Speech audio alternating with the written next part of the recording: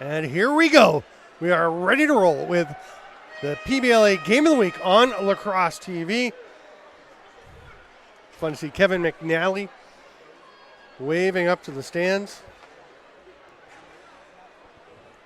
He was a member of the Akwesasne Bucks and won Can-Am League championships in 2019 and 2022. All the boys are getting pumped up. First arena, are you? Went and got a medal at the President's Cup National Senior B Championship.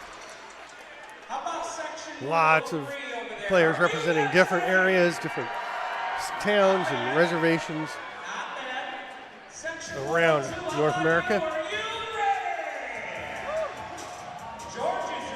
Our starting goaltenders tonight for the visiting Salem Mayhem, number 72, Lucas Coote. As I mentioned, a great outlet passer. Watch for that. It should be a lot of fun. At the other end, Davy Jones for the Elmira Renegades, taking the draws.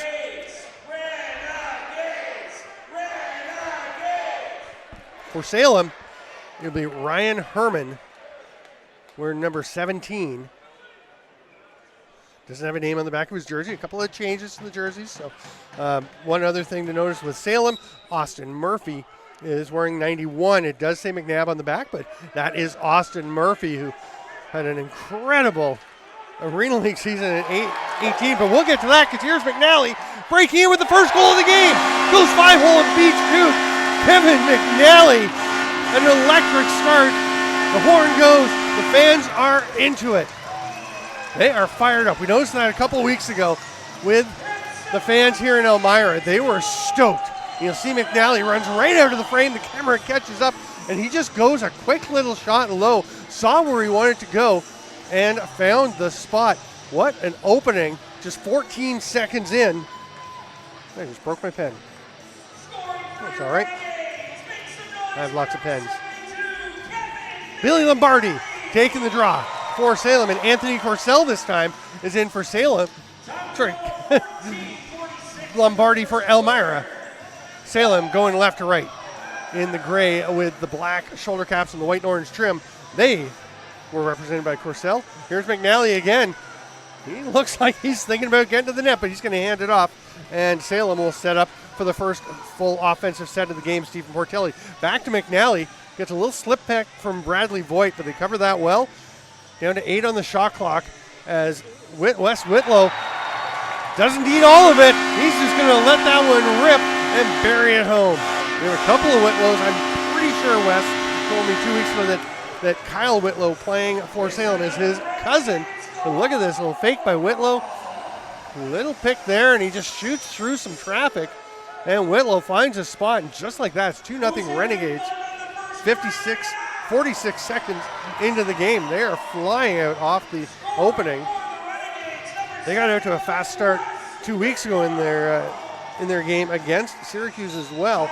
And then Syracuse came back. It was a wild game because I believe it was 6-0 after the first, but it was 9-9 at halftime. And here's a third goal. Jimmy Chadwick breaking down. 2 transition goals, 1 set offense goal, 3 in total, and in the first minute, the Renegades are on fire. Assistant coach Joe Smith is saying, face-off group number 1, get out there. Fourth face-off of the game coming already. You can see Jimmy Chadwick, I told you, he likes to play to the crowd. Look at the way he protects the ball. The defense coming, a good effort, but just Oriel Mandeville just could not get to the stick as Chadwick protected it. Last night, Salem had Kyle Hebert start in net, and didn't go great. As we mentioned, they lost last night 23-14 to the Syracuse Sparks. So after a while, Hebert came out. Lucas Coote went in, was in for the rest of the game. Lucas Coote starts tonight, but with 3 goals in 56 seconds, Kyle Hebert is between the pipes now. He has just arrived in his crease for the Salem Mayhem. Corsell and Lombardi will draw. And Salem must win a faceoff. Faceoffs don't correlate very closely to winning games, but if you're down 3-0 and then you never have the ball, it can get tricky. McCoy Abrams, big game a couple weeks ago for the Renegades. They get to the far side to McNally, who's been everywhere so far. Spins. Thought he actually had a lane to the net, but he was turning back already. Gets away from McCoy Abrams. He'll be scooped up there, but the pass doesn't quite work out for Whitlow. Kind of got away from him, and Salem with the first hit. Oh, my goodness. Corsell tries to force one. You can tell he's trying to get something started for his team, but that was not a very catchable pass for Josh Taguri, who is a blazer and is dangerous when he gets the ball in transition, but not much he could do about that one. Elmira back to it. Here's Lucas Maloney. Josh Harris hands it off to Brock Badger. Shot from Nick Miller goes wide. They've been over back and they don't get there, but they do. Maloney just manages to chuck it over center, and they do get a fresh 30 reset. I guess it went off of Kyle Hebert, the Burlington product. It's Burlington, Ontario, not Burlington, Vermont. They're closer to Vermont at this point. Oh, what a pass, and Miller buries it. A lovely little behind the back flip from Bradley Voigt. And he hits the pass perfectly to Miller, who just tucks that one home. Look at how sweet that is. Perfect placement. And again, that's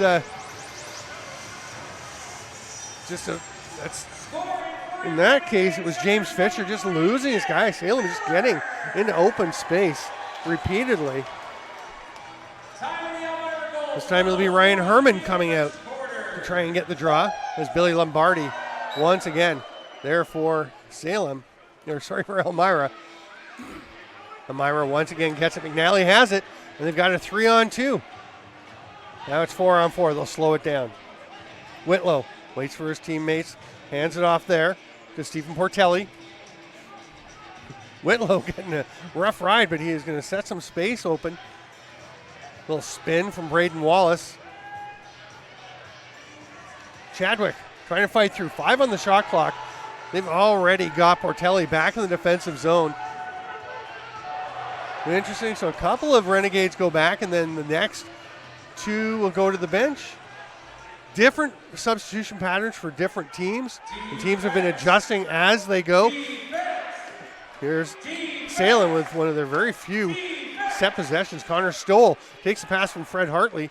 Hartley with the pick and a little roll, but McNally all over him. Shot from outside. Davy Jones has it, but it bounces back out. Salem's got a fresh 30. Here's a shot coming from Fred Hartley. Tries to get his own rebound. Stepped in the crease. That should be a... Oh, he's going to get a fresh 30. He wasn't called, but that'll just lead to him getting flattened by Austin Finger, the local product. Gets a big roar from the home crowd. That pass is high, but going up to get it was Jack Jasinski from the box across hotbed of Birmingham, Alabama, home of the World Games Sixes competition last year.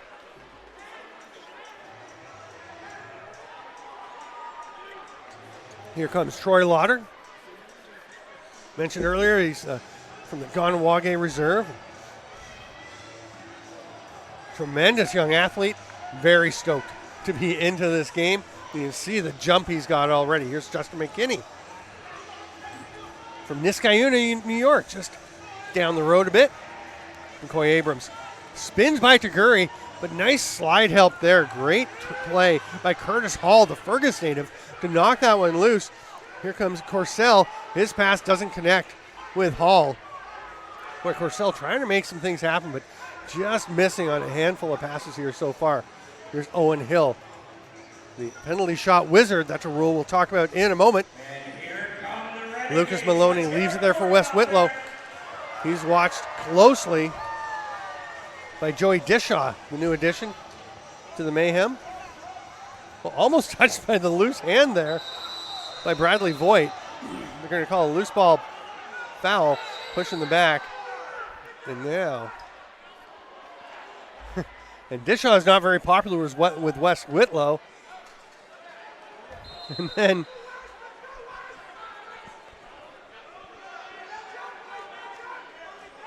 things getting a little heated.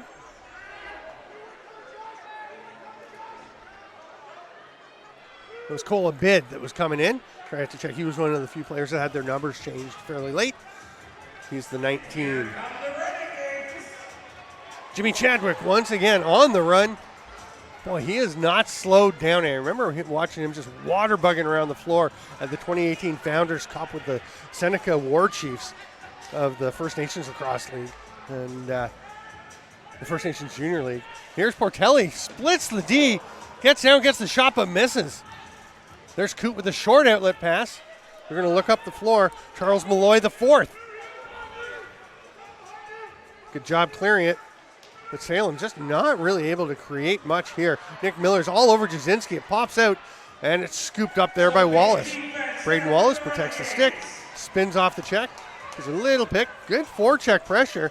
Oh, that's a hold. Yeah, it's going to get called. Jasinski a little overzealous, trying to wrap up on Braden Wallace. He did so. He's going to get to the bench for a change. Then he'll have to leave the bench to go and sit for 2 or less, unless they decide to go for a penalty shot.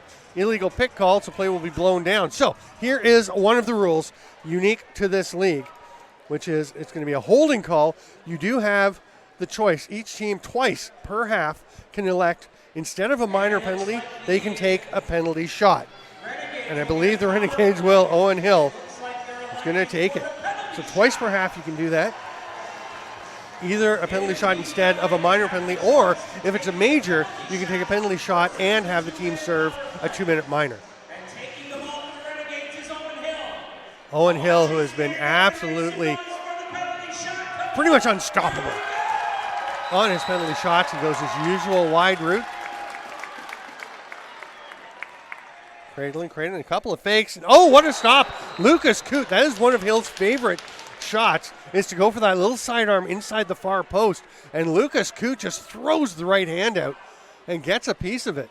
That is a big save for a Mayhem team that's down 4-0 and could have fallen farther behind. And really haven't generated much in the way of chances so far. They are struggling out of the gate in this second game, back-to-back nights. Sometimes playing your second game in 2 days or second game of the weekend can be a real benefit. You get warm, you get loose. Wow, that's an early jump. So early, they're not even going to call it a violation. As Billy Lombardi clamped down way before the whistle ever even blew. Now they are locked in. Lombardi tries to pull it out. A real battle coming from Ryan Herman, and Salem's got the ball.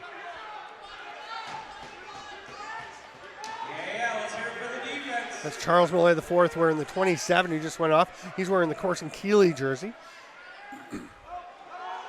Here's Stoll with the shot. That one's blocked, I think, and it's scooped up by Kevin McNally. Here come the Renegades again.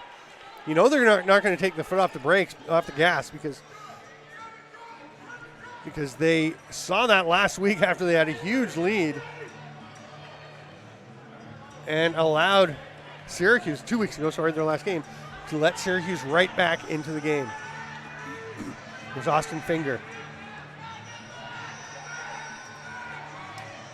Oh, that shot snuck by from Troy Lauder past the arm of Kyle Hebert, but it was just wide. And I gave credit to Lucas Coot for the save on the penalty shot. Of course, it's Kyle Hebert, who replaced the starter Coot. Here's Fred Hartley, University of Ottawa grad, multiple-time All-Canadian, I believe, in Kufla. To drive to the net, and they pass it right in front. Great chance, but Davy Jones just turns it aside. Austin Murphy couldn't believe it. He thought he had one there. Miller driving to the net on his offside, shovels it. That was headed straight for the stick of James Fisher, and Fisher still fighting for it. It's going to be picked up there by Ryan Herman, but the forecheck pressure from Lucas Maloney. There's a flip, and they're going to have to get over center. Here comes Malloy. Great pressure there coming off the bench from Stephen Portelli. Not really known as a defensive guy, more of a scorer. But you can see he is taking to this in this two-way game. There's a shot off the post. Salem so close to getting on the board with the absolute rocket from the outside there by Joey Dishaw. Now Hartley gets one. There it goes. Sneaks it past the foot of Davy Jones, and the Mayhem are on the board with 6:29 to go. And we'll take the media timeout in the PBLA Game of the Week on Lacrosse TV as we see Fred Hartley slip that one home We'll be back in 3 minutes. I'm Steven Stamp. This is PBLA Game of the Week on Lacrosse TV. Don't worry, she'll warm up to it. We'll come back to it. Welcome back, Lacrosse friends. We are underway with the second segment of the first quarter. It's 4-1 for the hometown Elmira Renegades, but Frederick Hartley's goal for Salem, the most recent one, sent us to the break. There's a stick right behind Hartley as he manages to elude that. Nice pass over, the hard rip from Connor Stoll, but Davy Jones, no problem with that one. He has been sharp between the pipes whenever I've seen him here for Elmira. Austin Finger takes the pass from McNally. Elmira just getting everybody out, but the chance and the little reverse whip from Jimmy Chadwick, looking for his second of the game, but handled there by Hebert, who's already directing traffic. And they're going for the long pass. That's not going to work. Jack Jasinski was open just before center, but they tried to go long bomb, and that leads to a shot going the other way. It was Bradley Voigt ripping that one. Another New York native, New York State native. Comes Jacob Gasparetti. The Bishop's Gator, and all Canadian this recent year, but that is a beautiful shot from Kyle Whitlow. Wow. What a finish on the run. See Gasparetti just kind of slowing it down, then the quick release on the pass, and then what a rip from Gaspo to make that one close.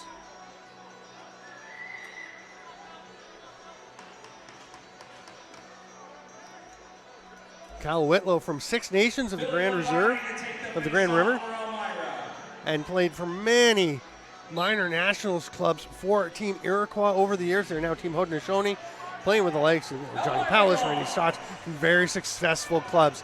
And he is a dynamic talent, and he has got them their second goal. Shovel shot from Lombardi right into the face of Hebert, who corrals the rebound, walks it out a little, and then hands it off. Here comes Anthony Corsell, just making it across center in time. There's an 8-second count to get across center. Nicholas Miller gets run by, and the pass through to Austin Murphy doesn't get there. It's picked off. Here comes Owen Hill. Hill's being chased by Davis, gets the shot off. Did it go in? It did not. It trickled through, but was stopped. But then Owen Hill knocks down the outlet pass attempt from Cole Abid. Here's Nicholas Miller. We do have a Salem player down the floor, so we're playing 4-on-4 here in the Salem defensive zone. As Austin Murphy has stayed up the floor, he's being watched by Justin McKinney. Dive to the net, is it good? No, they're waving it off. Like the officials made eye contact. One was going to throw his hands up. The other said, nope, it landed in the crease before it got in. Hustling up the floor is Charles Malloy IV. Connor Stoll. Just a stick again on the floor. It's the defender this time. And it's Nicholas Miller will get it back. Good effort by him to be able to get his stick back. You are so much more effective when you have your stick in your hands. You can keep playing without it, but way tougher to check when you have to just put your hands together. Shot clock about to expire. Murphy, I think Murphy got a little confused. Not everywhere that you have the final 5 seconds or the final few seconds counting down tenths, and it can make it look like there's more time. I think he got a bit confused, thought he might have had about 10 seconds when it was actually 1 second. Ran out, and Elmira gets the ball back. Here's Troy Lauder. Hard rip underhand, but Hebert had no trouble. He has been steady since coming in. Oh, but another pass picked off. That one from James Fisher. Boy, a penalty coming as Whitlow was flattened out front by Ryan Herman. And he'll be going to the box. Whitlow still down, but man, Salem is just having all kinds of trouble exiting the defensive zone. And Jimmy Chadwick is telling Ryan Herman to get over into the penalty box, and Herman says, that's where I'm going. I'm fine. I don't need your directions. But Jimmy Chadwick likes to be engaged in everything.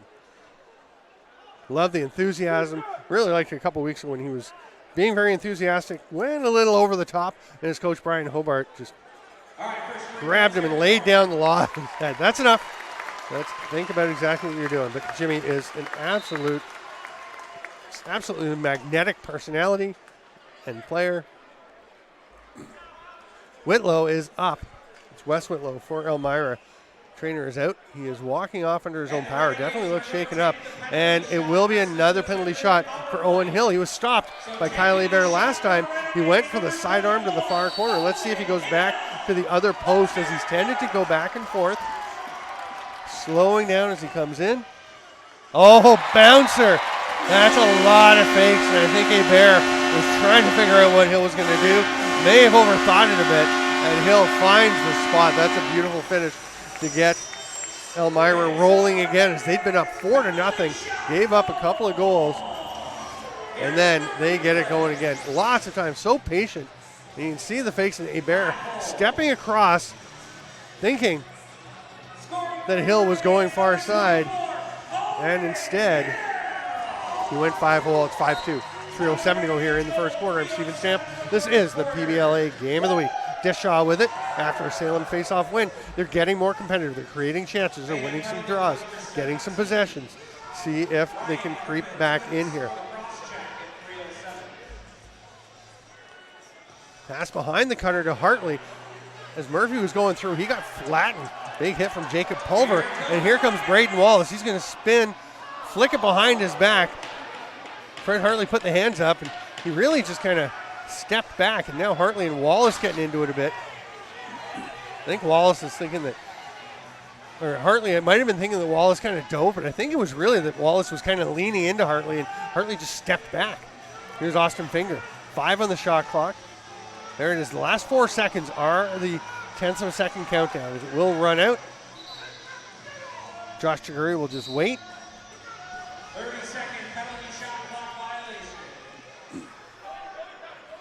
Here comes Chiguri into the offensive zone. We didn't see his speed there, but we will. Josh Harris getting away with a little tug on the shoulder of Jacob Gasparetti, who brings that out in people. As Gasparetti's so quick, such a talented player.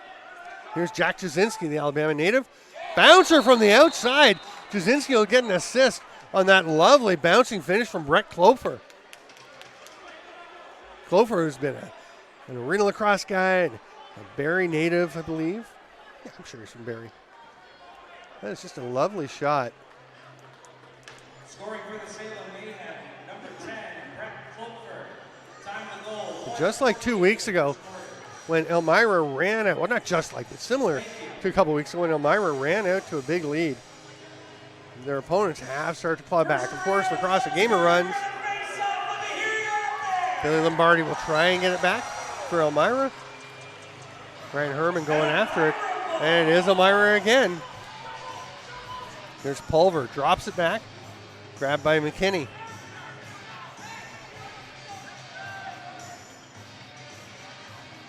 Swinging across the top and looking to shoot. McNally, it comes straight back to him. Oh, he's going to take another shot. That one will bounce out, and it'll be snagged there by Pulver. McNally going for a 3 for a quarter. Oh, he flips the pass to nobody. I think he thought Justin McKinney was going to cut down deep. Oh, nice play to force the back in. Great forecheck pressure by Jacob Pulver, the captain. He's an effort captain. He can play. I mean, he's got some skill, but he is all about the drive, just working. They love him here, where they appreciate a good blue-collar effort here in Elmira. Jimmy Chadwick, great move. Oh, Casparini's unhappy because he got turnstile, and Chadwick is exuberant, bouncing that one past the right leg of Kyle Hebert. It's another goal for the Renegades. Here's the replay. Look at that move. The high toe drag. Swimming through.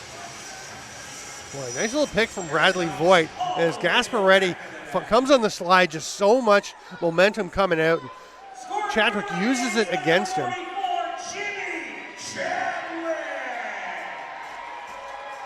You probably hear the round of applause for Chadwick. They love him here in Elmira. Here's Austin Finger. Bounces one, had a spot over the shoulder of Hebert, but got a little steep.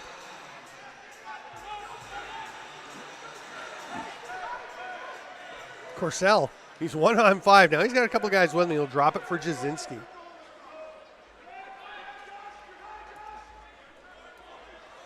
There's a shot, and that one's stopped. Robbing Whitlow is Davy Jones, and it's in his glove.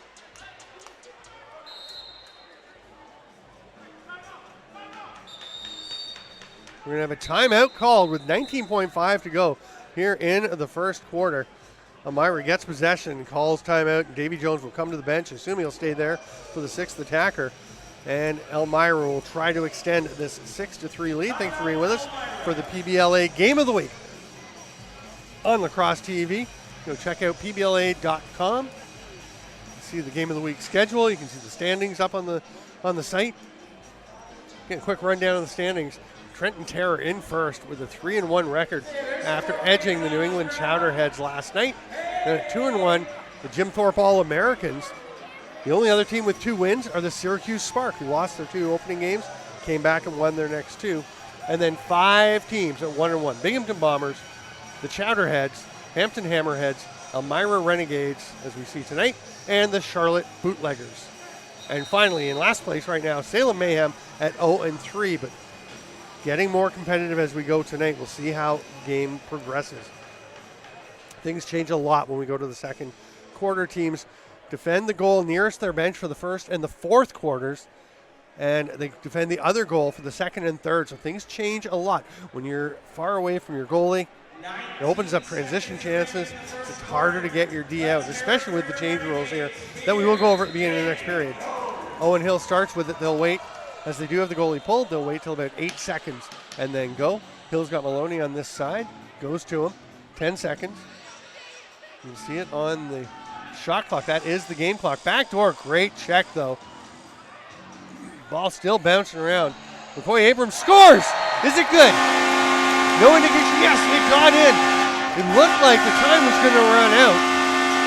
And I think that's what Josh Chiguri is arguing, that it was after the buzzer. I was watching those tenths of a second tick down. Let's see it right here. You'll see the replay. Yeah, it's good. That's in. About 1/10 of a second left, where it was definitely good. The goal from McCoy Abrams makes it 7-3. We're going to take a 2-minute break and be back to the PBLA Game of the Week on Lacrosse TV. Welcome back, lacrosse friends, to the PBLA Game of the Week. It's 7-3 for the Elmira Renegades over the Salem Mayhem through 15 minutes of play. I'm Steven Stamp, pleased to be bringing you this game tonight from First Arena in Elmira. That's going to be an over and back. Oh, and that's a penalty. No, they're not going to call it. It should be a penalty right there to Ryan Herman as he checked the player while they were trying to restart. Now the ball's gone. I don't know where the ball went. Wes Whitlow's unhappy. He's saying, you cheated. Well, broke the rule. If you call it cheating. You're not cheating, you're not trying, they say. Here's the pass over to Owen Hill. James Fisher fights through the pick. Nice work. And then the switch. Good job defensively there by Salem. Oh, what a pick. My goodness, there's the shot by Owen Hill. That was Wes Whitlow, who absolutely blew up a Salem defender on the pick and got away with it. Comes Charles Malloy. Stand out with the Keene State Owls in the Little East Conference. Shot saved by Davy Jones by the foot. It bounces out. They're going to get it back, though, the Mayhem. Brown spinning away. Braden Brown makes the pass over. It was low, but it is eventually picked up there by Connor Stoll. Lots of time still on the 30. The feed through. Oh, what a goal on the back door. Nice finish going up to get it. I think it was that Austin Murphy on his offside? Check this out. It is Austin Murphy making like Kyle Buchanan, being on his offside. Buchanan, the most dangerous player I know, on the back door on the virtual quick stick. Murphy looking very much like Buchanan there, and as he makes the catch and takes just long enough. He doesn't go for the pure quick stick, takes just long enough to find his spot as Davy Jones comes across. And it's 7-4. Salem is hanging in there. Birmingham's own Jack Jasinski. Oh, big pick from Corsell. Opens himself up, a spin. Oh, and then he loses it. Again, Corsell doing a lot of good things, but eventually loses the ball.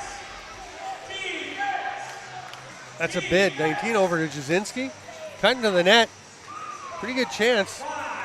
But stopped by Davy Jones, and Lucas Maloney, great job to rake it back to himself before it can get out of the crease. Some pressure from Taguri. McKinney trying to fight over center, gets there before the 8 count. You do have 8 seconds to get across center. That will be an over and back as it was knocked out by Jacob Gasparetti, but he did not touch the ball. So that means it's off of the Salem or Elmira player last. Oh, another backdoor attempt, just missing, was Fred Hartley, but he tracks down the loose ball. High pass pulled in there by Murphy. Backdoor pass, had to go low. Oh, Murphy, there's a big save by Jones, and Murphy lands in the crease. Here comes Elmira. McCoy Abrams was gone, takes the pass, sees the player coming, takes his time and scores. They're going to wave it off, say he stepped in the crease. And that may have been the hustle of the Salem player coming off the bench that caused him, because he was looking back, you could see it. Jones with the save. Oh, that's a crease violation. Oh, they don't call that one on Charles Malloy. So they call it one and not the other. Here is Braden Wallace all alone, another breakaway. Big save. Rebound to Portelli. Oh, that won't be stopped. And you can see Kyle Hebert is like, okay, nice try, but somebody pick up that dude coming in for the rebound. You gotta block him out. Stephen Portelli with the putback, and you can see Hebert, he's looking out, but I think he's unhappy with himself as well because he bit hard. Look at this, a little fake by Portelli, and Hebert is eating it up. Taps his defender, Braden Brown, and says, that's okay. 8-4. Renegades extend the lead once again.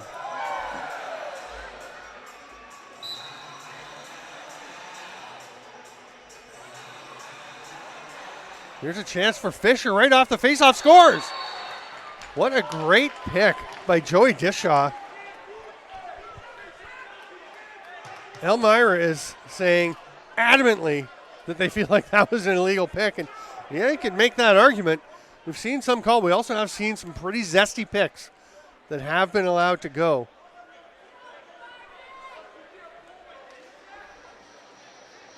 Fisher just driving in. You know, I mean, Dishaw was moving for sure. And Josh Harris doesn't like it, but Harris's feet were moving. He didn't take him off his spot, but he did drive him back quite a ways. So you can make that argument for sure that it's an illegal pick. It might be okay with the no call. Lombardi eventually comes away with the loose ball, but then it's popped free. Grabbed there, but Davis is all over the defender, and here comes the Renegades. Another save by Kyle Hebert. He's looking up the floor. Purcell takes it. Now we've got some pushing and shoving. Jimmy Chadwick locking up there with Cole Abid. Now Whitlow is grabbing. Oh, here we go. Abid and Chadwick will go. They drop the mitts. Chadwick lands a right, lands another one. And Cole Abid may be rethinking his decision. Oh, yeah. You might want to just go down at this point, sir. Oh, Abid is not looking good. I think Jimmy Chadwick, oh, he's still throwing though. And he says, that's it, we're done. Wow. That was quite a tilt in Jimmy Chadwick. I think he's had a trim since last game. I'm sure he had a little more length to the hair, but wow. I tell you, that's some toughness from Cole Abid to take some shots. And Jimmy Chadwick throws the hands up to the crowd. Somebody runs over to give him a high five. So it'll be 5 minutes apiece for Chadwick and Abid. No effect on the manpower situation, but now Josh Taguri has gone into the box, and Wes Whitlow. I'm not sure why. We'll see what the calls are. They may have gotten offsetting roughing calls as well.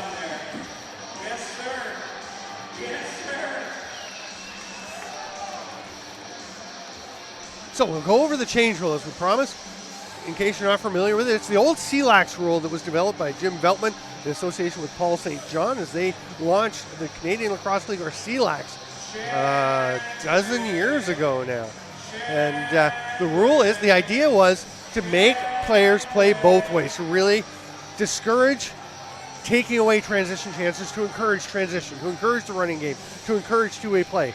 And they're trying to find a way to do it. The simple solution, and yet elegant, is you have to go off the floor by the bench door closest to your goalie, your defensive door, and go onto the floor by your offensive door, which means you can gain the length of the bench when you're changing an offensive transition, but you can't have a forward come and gain the length of the bench by going to the front door and have somebody come out the back. You actually have to go the length of the bench, and then the guy coming on for you goes the length of the bench.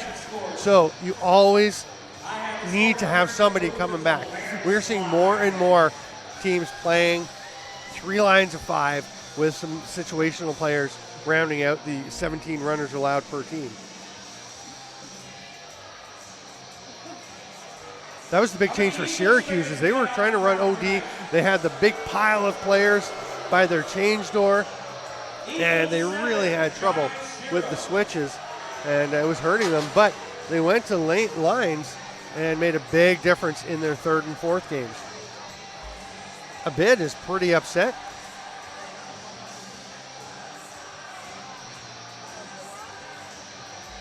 He was banging on the glass. The officials explaining everything to the captains. Jacob Pulver for Elmira and Kyle Whitlow for Salem. Getting the word.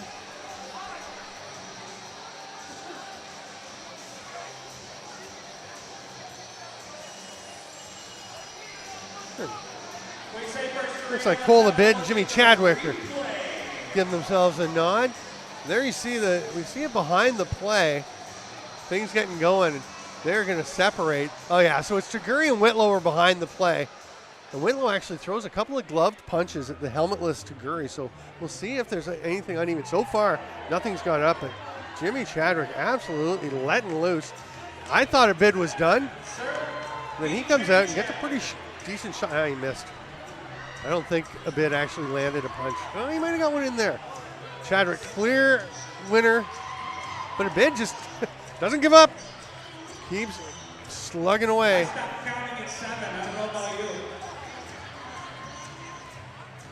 Eventually, we are going to get these announcements and we're going to get going again.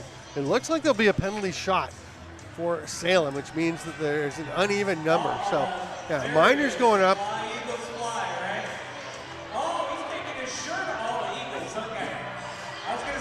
It's going to be Kyle Whitlow, the captain for Salem, trying to make it 8-6 as they trail by 3 right now. Here comes Whitlow wide on Davy Jones. Oh, it's through. He takes the shot. Davy Jones had some of it. You can see the ball only went probably 4 inches past the goal line, but that's enough. It just has to get fully over, and that's a big finish for Kyle Whitlow to make it 8-6, and Salem is coming back in on the replay. Just watch. Jones gets a bunch of this, and it just stops. It spins in. So Elmira has used their 2 penalty shot options for the first half. I don't know. Chadwick and Abid are out of the penalty boxes. They're shaking hands, giving each other a tap, and they're leaving. I don't know if they've been kicked out of the game. It looks like they might have been kicked out. Not sure why. Haven't heard the announcements. But we do know that the Mayhem have a goal and have pulled back within 2 as they search for their first PBLA victory after starting out 0-3, including a 23-4 loss last night to the Syracuse Spark, Lombardi, and Herman. Anthony Corsell gets a running start. He's the first guy in there, but he just missed it. Interesting approach. He stood well back from the restraining line and then took a running start like a Canadian Football League receiver. For anyone who is familiar with that, they get to run at the line of scrimmage as long as they don't go over the line of scrimmage, or in most cases it doesn't seem like you can go too far over because they usually seem like they're over. Not relevant today, but Corsell with the running start as the draw is commenced. He gets going with a head of steam, and he was there in a hurry, but just overran the ball. Salem setting up, trying to get within 1. Hartley fakes McNally up, then dips under and scores. Great shot to the far side by Fred Hartley. We got ourselves a 1-goal game. Boy, this is playing out a lot like the game against Syracuse 2 weeks ago when the Renegades got way up in front. And then Syracuse came back and tied it with 1.2 seconds left in the half at 9-9. We're already at 8-7. We've got 11 minutes to play here as Hartley bounces that one far side past Davy Jones. Jones has gone all the way. We'll see if Jack Runkle makes an appearance if Salem keeps connecting here. At the other end, Kyle Hebert still between the pipes after he replaced Lucas Coote. Just a minute or so into the game. 5 minutes for fighting, 5 minutes for face masks. Oh, Misconduct. Elmira coming in number 44, Jimmy Chadwick. 5 minutes for fighting, 5 minutes for face masks, and 5 minutes for misconduct. okay. So the reason Chadwick and Abid have gone is they got 5 for fighting and 5 for a face masking call each. So that gives them 2 majors. I'm going to have to double check. I thought, in my understanding and in reading the rule book, I thought a fighting major did not count towards 2 majors in a game. If you get 2 majors, you get ejected. I didn't think fighting majors counted for that, offsetting majors, but I guess they do. Fred Hartley with the shot, but Davy Jones with the stop, and then Murphy with the block of the pass. Oh, a little snag and drag from Kyle Whitlow, but it works. He gets the shot. It's stopped though, and here comes Finger. He's got Bradley Voigt with him. Not really much of a lane. Jasinski doing a nice job getting in the passing lane, and Corsell providing some pressure. So Finger is going to slow things down. He slows a bit too much, and Corsell gets on him for a bump. Here it comes to Lucas Maloney. Quickly off to Nicholas Miller. Nice catch and spin by Portelli. The save though, and the ball popped back out, and Salem had it, but then they're stripped behind the back. Nice save. Hebert just gets enough of that Bradley Voigt BTB. Owen Hill gets it back, fresh 30 for Elmira. There's Portelli to Hill along the boards. Pick coming, but Voigt's just going to spin off it because he heard it and saw it coming. Down a little bee sting pick. Didn't work. Oh, the feed through, and that passes behind him as Hill was getting flattened. Not sure if it was Curtis Hall or Gasparetti that got him, but the long pass doesn't connect with Gasparetti. He'll be picked up by Portelli. Very responsible defensively, Portelli. He is one of the, Nicholas Miller's back there too, but repeatedly Portelli heading back when the ball's turned over to make sure they reduce transition chances. That's a hard underhand rip, but it stopped and again stopped. Hebert has been sharp. Hill made the pass to McCoy Abrams. Another save. Another save. Kyle Hebert is on fire. The former Burlington Chief is absolutely stoning Elmira at this point. Troy Lauder's going to slow things down and start getting another couple of players out.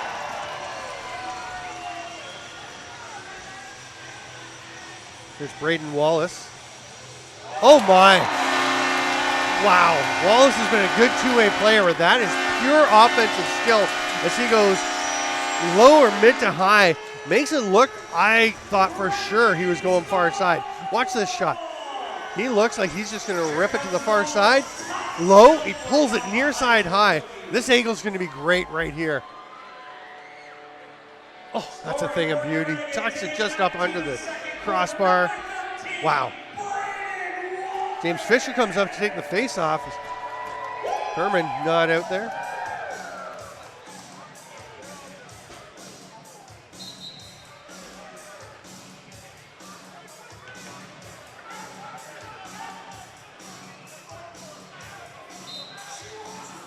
Lauder with it. Nearing the midway point of the second quarter, 9-7 already. Boy, Salem has really had issues keeping the ball out of the net, as I mentioned. 9 goals here through. Oh, a chance to let it save. And then Hebert pounces on the rebound. His teammate is trying to protect it, Charles Malloy, but let Hebert get it, makes the outlet pass. But yeah, I mean, they gave up 23 goals last night, 18 and 19 in their first two, averaged 20 goals against per game, and obviously on pace to give up more than that here. Driving to the net is Hartley. Good shot, but Davy Jones, shrug save. He's got a man up the floor. It's Braden Wallace. Oh, it would have been spectacular if he caught that. He did track it down, but misses on the shot. Hebert looking for the outlet. Goes short to Herman. Here's Jasinski. Got the man on the far side. He's going to go near side. It's good job by Finger coming back. Pretty good communication defensively by the Renegades in that transition defense situation. Whitlow with the dunk attempt. Didn't get it across the crossbar, and then he lands in the crease. That's a violation. Good effort.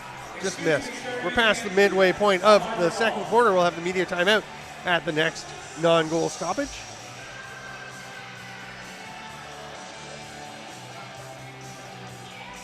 Elmira would love to get their lead back up a bit more. It's 9-7. This is McCoy Abrams. Rugged defense and a big swat there from Corsell. Boy, Corsell is enthusiastic. Hard rip by Troy Lauder. No problem for Hebert. Got Gasparetti down the field, but Owen Hill, or down the floor, but so calmly tracking back to take that away. No, he doesn't have to sprint. He just has to be in the passing lane and not give Hebert the chance for the long pass. Kaczynski trying to fight his way into the middle. He's tangling up with Lauder. Kaczynski went through the crease. He still wouldn't be able to take it. Now he can. That shot is off of Hill and up out of play. It should be a fresh 30 and possession for the Mayhem. The 30 buzzed, but that will not be it. Now we should actually be taking the media timeout here. Looks like we're going to keep rolling. Hartley, watched by Owen Hill, gets a swat on. Nice drive to the net by Gasparetti. He is flattened, and it's going to be a crease violation. Nice work, McNally.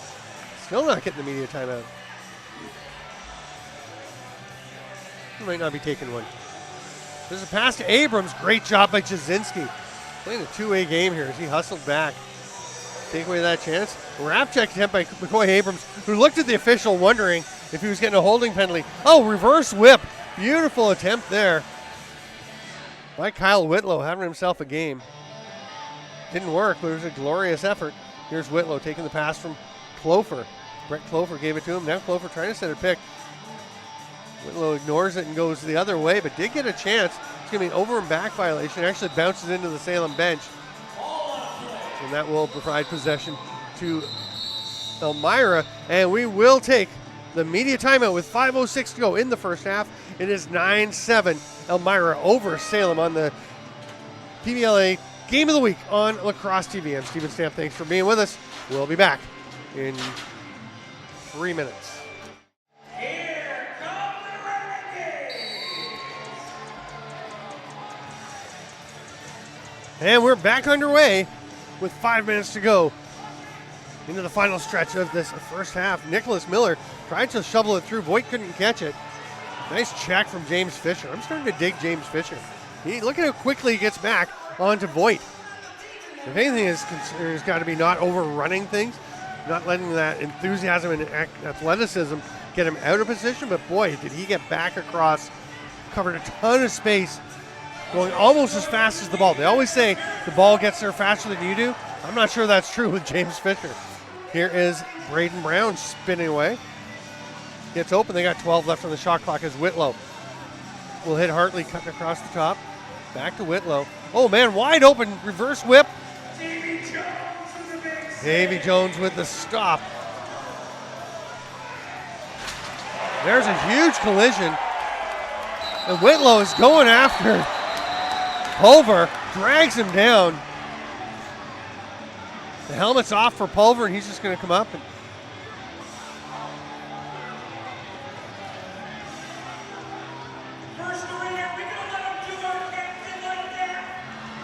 Pulver looks a little confused about what's going on, but the big collision. It's a huge bump. And I don't know that it was a dirty play. I think it was just Whitlow did not like getting rammed into the boards. Oh, okay. So it's going to be a boarding call. It is a 5-minute major for boarding to Jacob Pulver. So I guess they're saying that Whitlow was facing the boards. It was hard to see from up my angle right up here. It was right down in front of the boards with the glass. And they're saying that Pulver rammed him into the boards. So that'll be a major. The other way, it'll be a minor for Whitlow for going after him. I guess I have to take it back. And now it looks like we're getting a penalty shot. I'm not sure I didn't realize you could do that. I wasn't quite sure how it worked with the penalty shot option. But I guess as the major, you can take it as a penalty shot and then a minor, which will make it 5-on-5, because it'll become offsetting minors. And somebody with a beard and a toque is yelling at Kyle Whitlow in the penalty box, and Whitlow is engaging with him. Really like the fans here. I did mention a couple weeks ago there was an unfortunate incident at the end. That was one fan. Most of the fans here in Elmira have been fantastic. Enthusiastic, excited.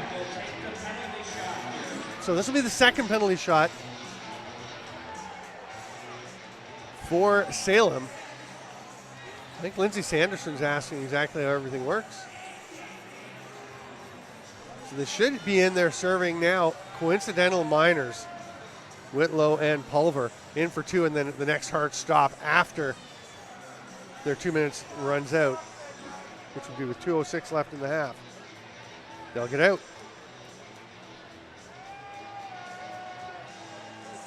All right, first arena, let's get behind Davy Jones here. Let's hear it for him. Here comes Austin Murphy. He is deadly. Fake. Oh, misses. Davy Jones gets big. Murphy didn't do too much. Looked like he thought he had his spot. He's shaking his head. Murphy is deadly. As a youngster in 2018 with the Arena Lacrosse League's Whitby Steelhawks, an expansion club in the second year of the Arena Lacrosse League, he led the league in scoring the regular season, was second in the playoffs as they went and won the championship. And Murphy missed the net on that shot. Davy Jones didn't actually have to make the save, but he was not giving Murphy much to shoot at. Feels like the tide is turning a bit. The edge definitely to the shooters on the penalty shots, and early, like we've seen guys like Owen Hill for Elmira here. We've seen Skylar Thomas, a bunch of players really ripping it up on the penalty shots. The goalies seem to be getting used to it. That's it for penalty shots from that option for this first half. Fred Hartley fighting for the loose ball. It's knocked loose.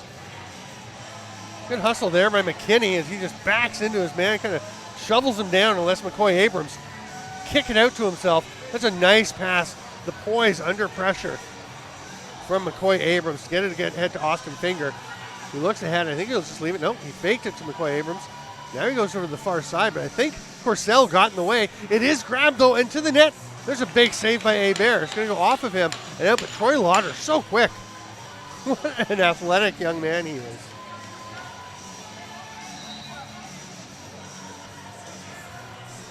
Lauder, as I mentioned, of the Ganawage Mohawk Nation behind the net.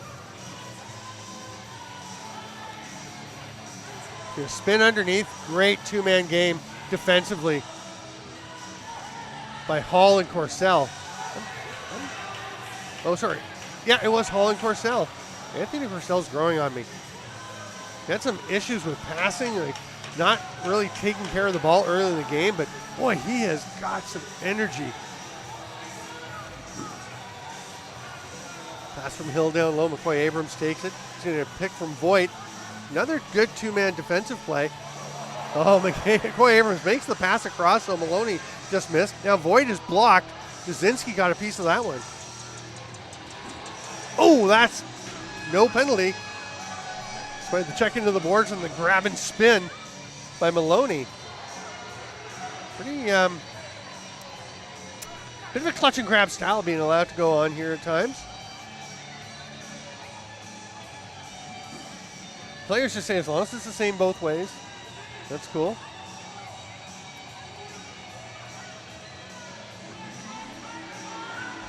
Hard rip from the outside. Davy Jones says no.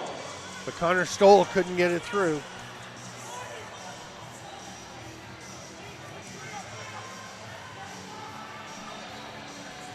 Loose ball along the boards. Portelli bends over to try and get it.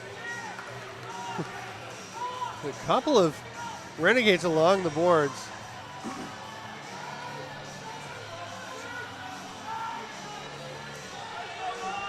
And you can hear, oh, there's a hard rip stopped by Hebert. You hear the Salem bench saying, don't pick it up. They didn't need to. They were happy because the clock was ticking down on 30 seconds on the Renegades, but Elmira did wind up getting a shot out of it. There's some big pressure from McNally on Malloy, but oh, Davy Jones caught it between the stick and the foot. It's still there. Corey Lauder's looking behind him. It's not there. Jones made the stop. Outlet pass. It's tipped. Almost in. Running back on defense was Oriel Mandeville, and he managed to tip that pass up ahead, but it went down and just barely missed the net. Here's McCoy Abrams. Does not have numbers, so he's going to hang on. They've got 24 in the shot clock, 42 left here in the quarter. Shoots, stopped by Hebert, and that, of course, a crease violation. Hebert has it, rips it down the floor. Fred Hartley was all the way down the floor. He just stayed there. Now he's gone through the crease. Can't really check, but he gets away with it. There's Austin Finger. There's about 3 seconds more on the game clock than the shot clock, so they're not going to pull Davy Jones. They're just going to go for one here. McCoy Abrams. Oh, that's lovely. Is it out of the crease? It is. That is a beautiful play. You're going to see at least one play per game where McCoy Abrams just does something like that makes you think, wow, look at this. Spins, quick, drop step, may have been in the crease. Pretty though, look at this. As soon as Courcelle gets on the high side, Abrams knew what he was going to do. He was ready to go. That's a beauty by McCoy Abrams. And it's 10-7. 15 and a half to go here in the half.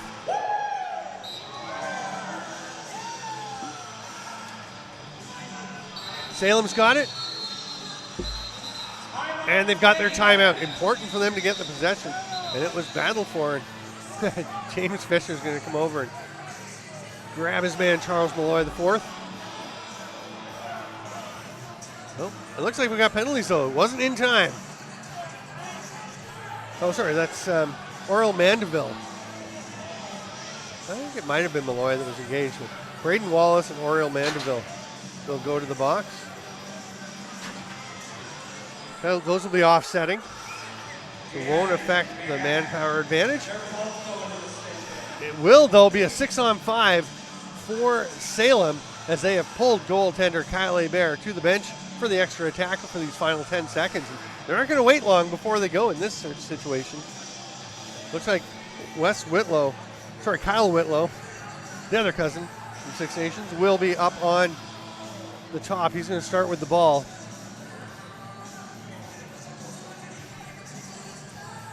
They'll have Connor Stoll low, Fred Hartley and the shooter spot, and then the high shooter is going to be Jacob Gasparetti among the lefties for Salem. Whitlow will start with it. Got Austin Murphy in that righty shooter spot, and down low they've sent Braden Brown. 10.3 to go. Empty net to our right. Salem goes to our left. Clock hasn't started yet. The refs are saying run it. Now it's running. About 4 seconds there, it didn't move. But pass across. Hartley had to reach for it. Couple seconds left. Whitlow has time for one. Stopped by Davy Jones. The buzzer runs. It sounds as Josh Harris still has Austin Murphy's stick. He hands it to him. Murphy does not thank him. He just grabs it because Harris had clutched it under his elbow and then went and grabbed it. So it is halftime. It's 10-7. We're going to run through what happened in the first half and go over some PBLA developments as the season goes along.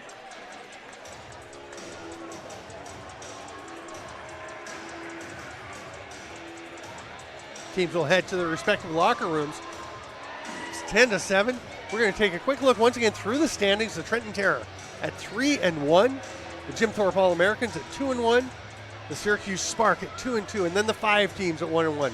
Binghamton Bombers, New England Chowderheads, Hampton Hammerheads, Elmira Renegades, and Charlotte Bootleggers. And then the Salem Mayhem trailing at 0-3 and trailing tonight by 3 goals at 10-7. But they have gotten much more competitive from early on in this game.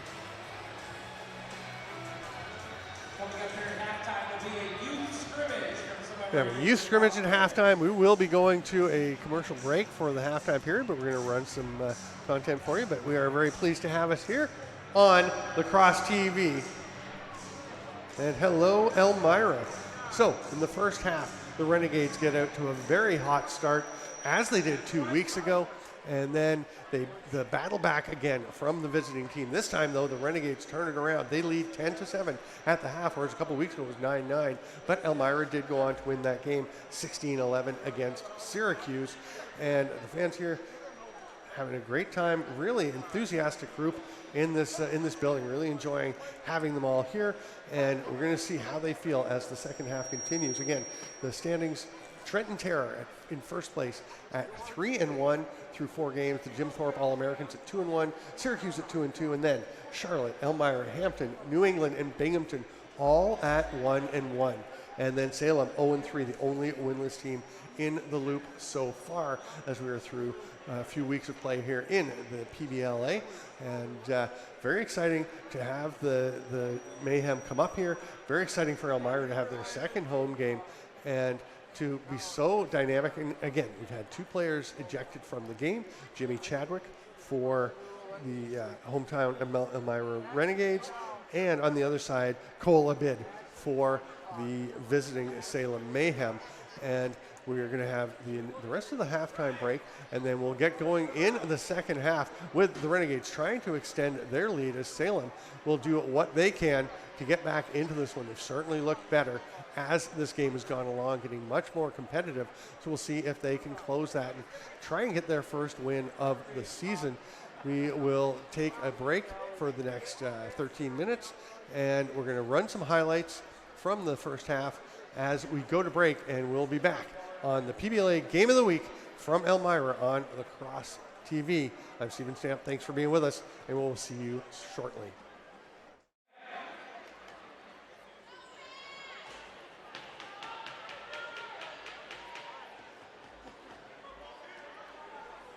Welcome back, lacrosse friends, to First Arena in Elmira, New York. I'm Stephen Stamp, pleased to be bringing you the PBLA Game of the Week on Lacrosse TV. 10-7, Elmira Renegades lead the Salem Mayhem through 30 minutes of play. Billy Lombardi to take the draw for Elmira, as he has done throughout the night. On the other side, Ryan Herman. Again, we have had a couple players thrown out of the game after they got face masking and fighting majors. That was Cole Abid for Salem, and one of the risingly popular players here already in Elmira, Jimmy Chadwick. The Buffalo native, played for the Seneca War Chiefs. And it just gives him a little more time to get ready for a big, big game with his Buffalo Bills. I assume he's a Bills fan. Maybe I shouldn't assume, but big game for them against Cincinnati tomorrow. Here's Joey Dishaw spinning down below McNally. McNally recovers. If Buffalo wins that, we get a neutral site game for the AFC Championship in Atlanta. That'll be interesting. Pass across from Whitlow. A double clutch from Hartley. He does get it. Getting into the late stages of the shot clock. Hard riser from Austin Murphy. Tough target, though, and it's going to be McNally coming ahead. And McNally played for the Akwesasne Bucks in 2019 and 2022, won Can-Am championships with the club in those years. Veteran player. Here's Nicholas Miller. Over to Portelli. A very patient, methodical offensive set here for the Renegades. And then Miller tries to run down low. Well defended by Curtis Hall, and then he gets back on Voigt. That's a good shift from Curtis Hall. The Fergus native, home of the Thistles. Salem on the run. The give and go to Jasinski. Nice cut. What a goal. Is it good? Yes! Jack Jasinski. What a dynamic play to cut across. Nice little duck underneath. And then the crease jump and tucking it home on the far side. Look at this. Actually, it is the crease dive. He is not the biggest dude in the world, but he extends fully to reach that one out around Davy Jones. Make it 10-8, just 2 goals separating these teams. In Salem, the longer they stick around, the more they look like a real threat to get their first win. Owen Hill has possession off the draw. James Fisher all over him, but Hill goes to the net. Nice save Kyle Bear, who again came in just a minute or so into the game, so he's played almost the full night, but he trailed 3-0. And it was 4-0 at one point. Some very quick goals for the Renegades. So since then, it's been 8-2 for Salem. The 0-3 Mayhem trying to get their first win of this inaugural PBLA season. Braden Brown hands it off to Austin Murphy. He's trying to feed it through to the captain, Kyle Whitlow, and that didn't connect, but they still have possession. They're running out of time, though. Murphy will just let one rip, and that actually will get possession back. That's a great play by Murphy to just fire one on net and ricochet it off the leg of Brody LeBourne. Up and out of play. A young fan is looking for a souvenir. Actually, it was a not quite as young fan who got it and then tossed it to a younger fan. Through the crease and then taking the pass on Austin Murphy. I didn't think he was through the crease, but official right there to make that call. Here's Justin McKinney. Whitlow pulls back. Oh my! The low to high hits the junction of the post and crossbar. Croast, as folks sometimes like to call it. What a bomb. Halfway into the fresh 30, that pass doesn't connect. Miller spun away as the pass was coming from Lauder. And here's an outlet pass. Oh, Fred Hartley left it behind, or he was open. He looks to the ceiling. He can't believe he didn't catch that. Hartley can be so explosive. I've seen him score a sock trick, 6 goals in an Arena League game. When he is firing on all cylinders, he is deadly. He's so quick, so athletic. Speaking of athletic, McCoy Abrams, that's going in. Kylie Bear can't believe it. He got a good chunk of it, but enough power behind that shot. And McCoy Abrams has another goal. He has been pretty good tonight. The Renegades extend their lead once again, making it 11-8, back to 3 up. Watch Abrams just fake low. Last time he went underneath with the spin, and you could just see that Joey Dishaw was thinking, don't let him get underneath me. But Abrams created enough space for himself up at the top with that momentary hesitation from Dishaw. And bangs that one home. Braden Wallace comes away with the double team. A bit of a tug on the jersey there from Ryan Herman, but no call, and Elmira will get up and over center.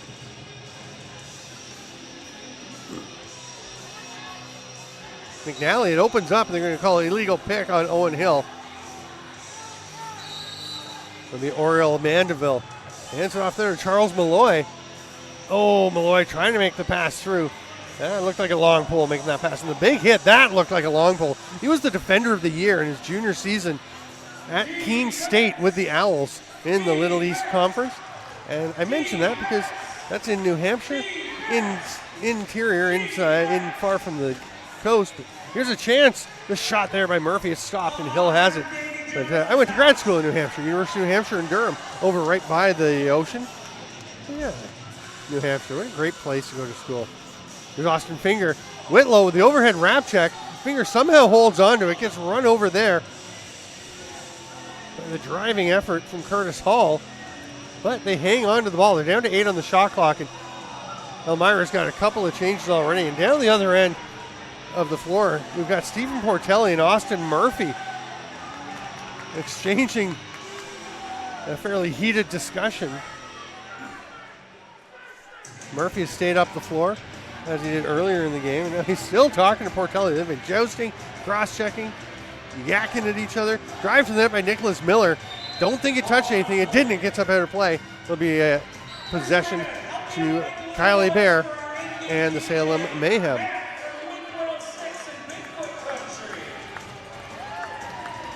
Braden Brown down to Murphy. Portelli up on him. They are getting physical. Portelli right up into the face of Murphy, and again up into the face. There's got to be a penalty at some point.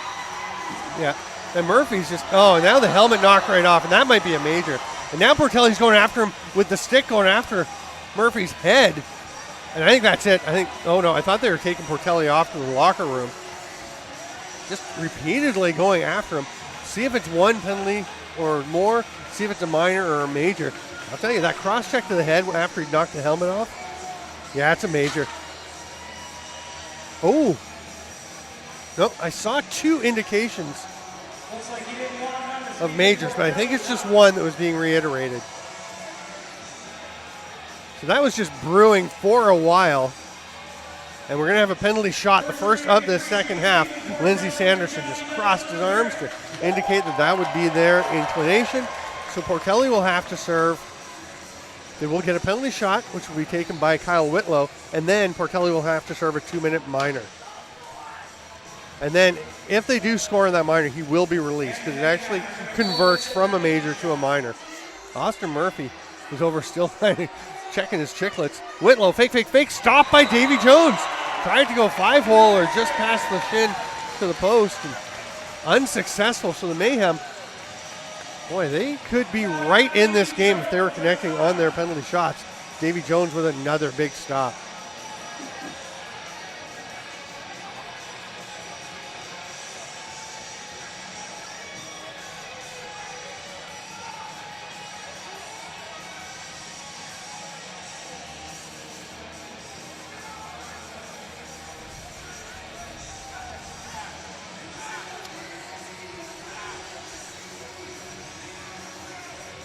They haven't got the minor up on the board yet.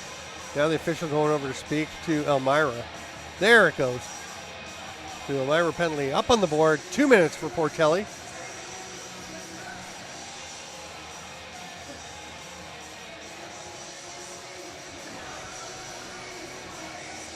Got some ace of spades going on here.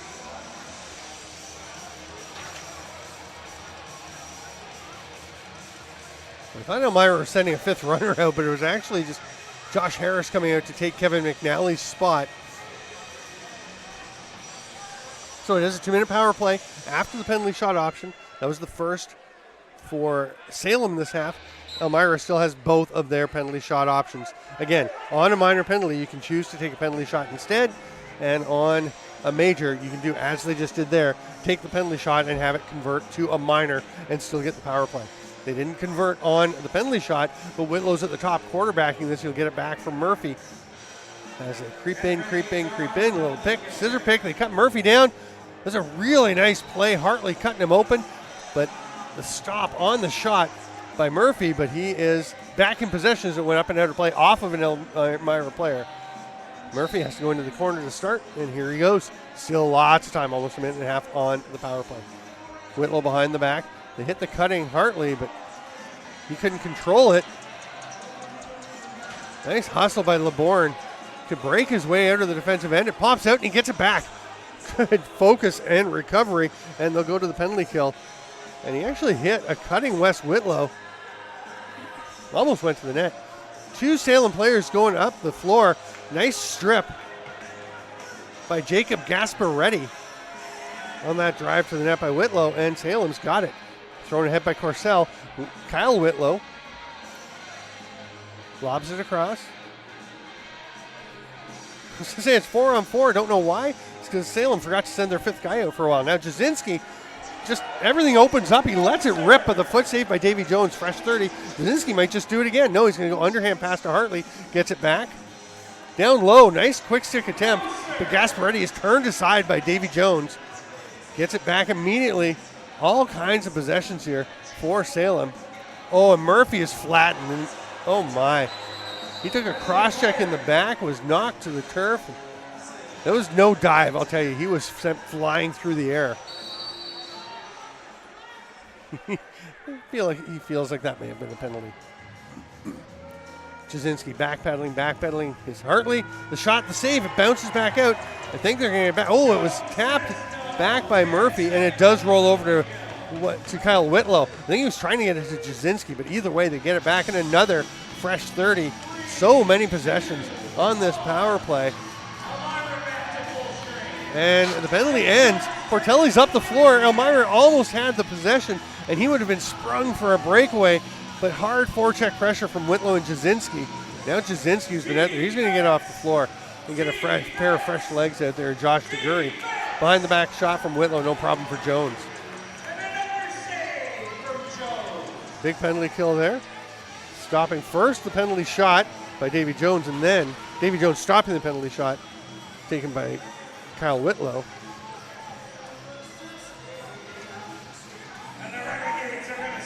Coy Abrams, oh, that's a great strip by James Fisher. Abrams gets it back, but that was dangerous. And Fisher neutralized it. Outside shot from Hill. Rebound putback attempt. That one stopped as well. McCoy Abrams just flying through the air. Kyle Hebert wandering up the floor. He loves to stroll out to about halfway to the restraining line. Get a good look at what's happening up in front of him. Another save by Davy Jones. And here come the Renegades. Long outlet pass to Josh Harris, who catches it, gets the shot, and runs into the goalie. They're going to go after him, the goalkeeper and his defender. Josh Harris was pushed from behind, there's no question, but didn't look like he made much of an attempt to avoid the goaltender. He said, oh, I'm being checked. I guess I'm being pushed right into him, and dove headfirst in. Harris, tenacious like a badger, the Brock Badger that he was. He'll go to the box. I don't think there's too much question about that one.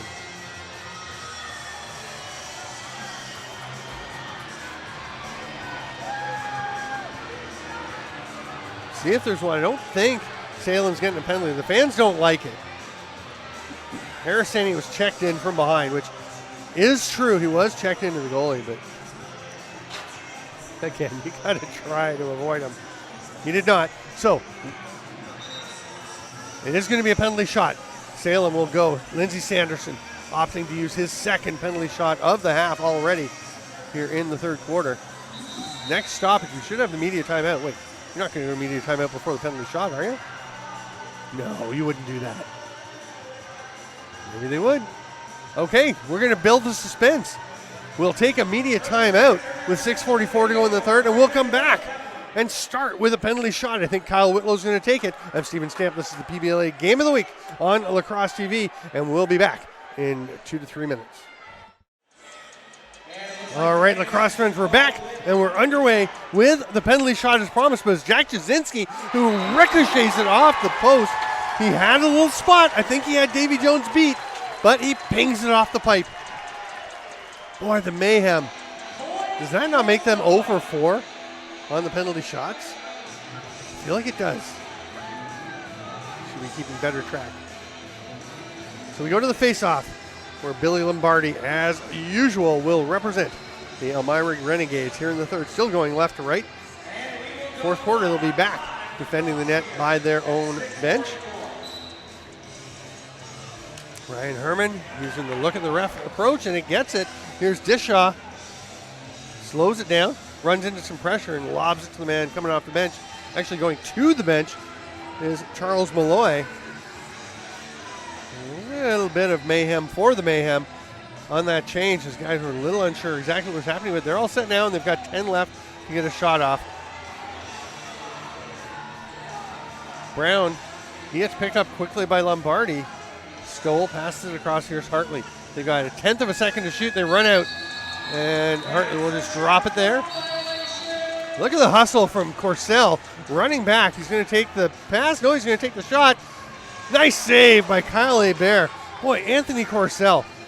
I mentioned him and James Fisher are, I think, becoming two of my favorite players. Just energy guys. They got some things to learn. Some of the nuances of the game, I think, are still a little bit tricky for them, but boy, they are working out there. And there's Corsell all over Lucas Maloney of the Renegades, and there he is again. Knocks the ball loose, and it creates that chance. And now, here comes Gasparetti, racing down, shoots, hustle from Lauder to take it away, snagged in one hand by Nicholas Miller, and we're going back the other way, but Owen Hill dropped it, and that'll slow things down. That's PBLA lacrosse, the fast back and forth. That pass is thrown away, bounces up over finger.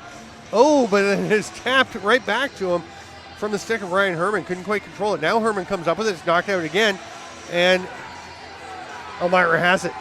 Bradley Voigt with it. He's looking for a reset. Now, Voigt isn't too happy. He was looking, he was waving his finger saying it should be a reset, which I thought one of the refs was indicating for a reset. I was looking at the ref down in the corner. Looked like he signaled for a fresh 30. It didn't come, so Voigt took the shot, and that's basically a turnover. Here's Harris with it. Nice job to make the pass quickly ahead to Portelli. Braden Wallace is indicating, just come run with me. Now Portelli will hit the cutter off the bench. Here's Whitlow on to Gurry. Portelli from the outside. That one's blocked. 10 seconds left. Fisher gets it. He's got a man ahead. Doesn't make the pass. I thought it might have been there. It's not now. He's got the man coming, though. That's a nice pass to Gasparetti.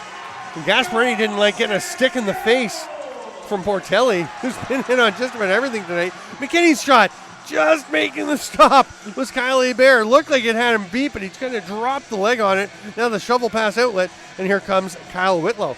Boy, it's 11-8 Renegades. It feels really close. After that early start of 3-0 in the first minute by the Renegades, and the Renegades are constantly checking guys in the face. I don't think Salem's enjoying it. Here's Stoll coming to the net. Wallace, nice check on him, not to the face. That pass is blocked. Oh my goodness. Oh, you gotta feel for Pulver and McNally. Jacob Pulver, the captain, reaches up and knocks down the pass. It was intended for the Mayhem player behind the net, and it bounces off Pulver's stick. You're gonna see on the replay. Watch Pulver knock it down. McNally stepping, trying to find it, kicks it into the net past Davy Jones. That's just bad luck. Oh, that is just everything bad that could happen happening, because Pulver does a great job to get the active stick up and block that pass, but it's just the way things conspired against them leads to a goal, and it's a 2-goal game once again. The Mayhem keep creeping back in close. The Renegades keep having a response. There's Corcel with a little bit of a check from behind, but gets away with that. And this is Malloy.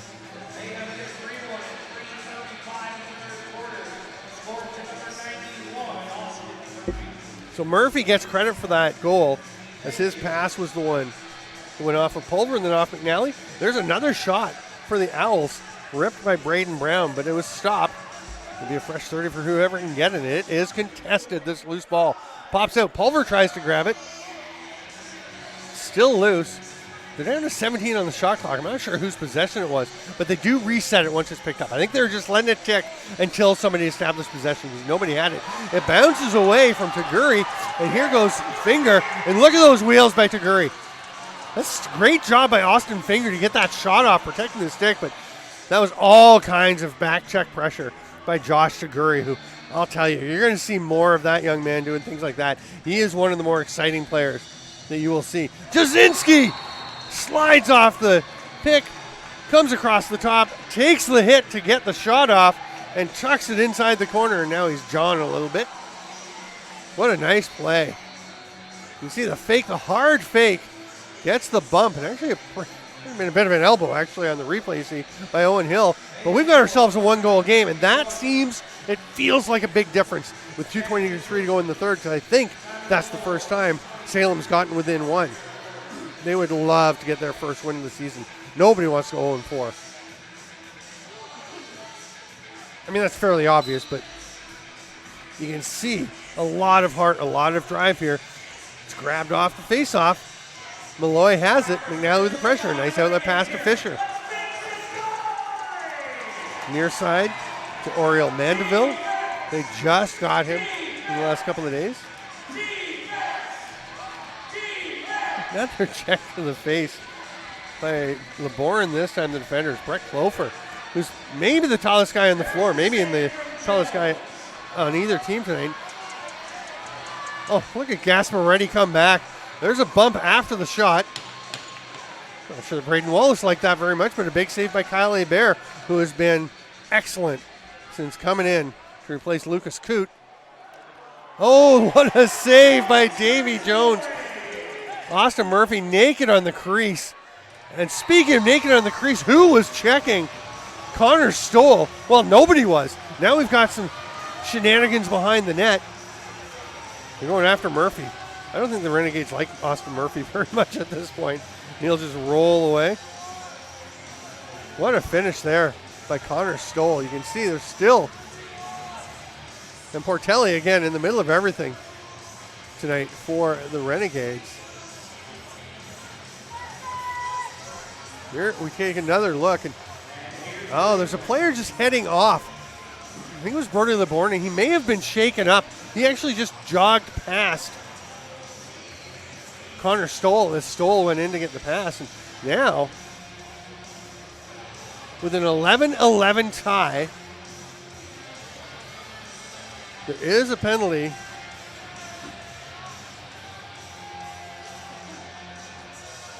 Once again, Salem has taken both of their penalty shot options already here in the... Oh, no, you know what? They're offsetting penalties anyway. Portelli was already in the bench, in the penalty box, but now I think Kyle Whitlow is going as well.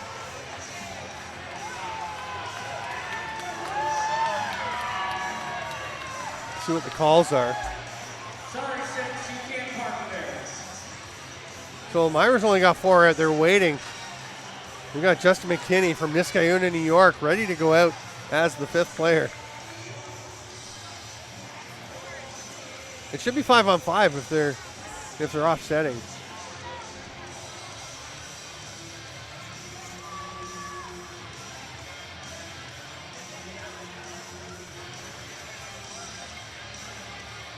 Officials explaining things to the coaches.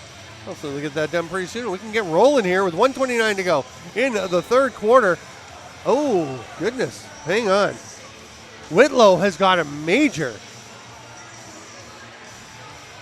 Lindsey Sanderson can't believe it. He is livid. He is letting his opinion be known to the official as Portelli went in there. And we'll see what the call is. It didn't even look like Salem was getting a penalty at first. Now they get a major, which does mean that if they want, yeah, they are going to as well. The Elmira Renegades are going to take a penalty shot. Kylie Bear will have to face Owen Hill, who has been dynamite. Was stopped tonight by Hebert early in Hebert's tenure in the game after he came in for Lucas Coote, the starter. So I was pumping up before the game. He only lasted about a minute. He is really good. Just tonight, not his night. But Hebert's been terrific. Can he stop Owen Hill and keep him from giving the Renegades the lead back? Here he comes. As usual, the wide approach. Goes back against the grain, but Hebert gave him very little. And Hebert, now he's giving him a bit of a jawing. And Owen Hill was just trot back. So Owen Hill, who's been almost automatic this year, misses the net. And we stay at 11-11. We'll have a face-off. We will have the offsetting minors now for Kyle Whitlow of Salem, Stephen Portelli of Elmira. So it's Lombardi and Herman at the dot looking for possession. You can see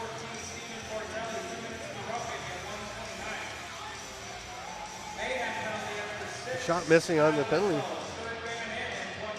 Okay, so Whitlow gets called for 3rd man in, gets a major for it. As Portelli was engaged with a Salem player, and Whitlow was the one who went in and tried to separate things.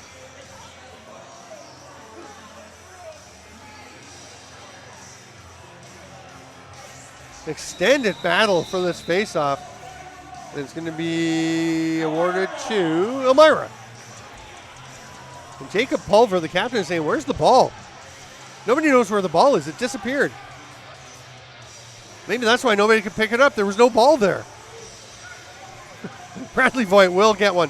They tossed it over from near the bench, and here we go. Final minute of the 3rd quarter. And heads up, played by Bradley Voigt. Wait, what's...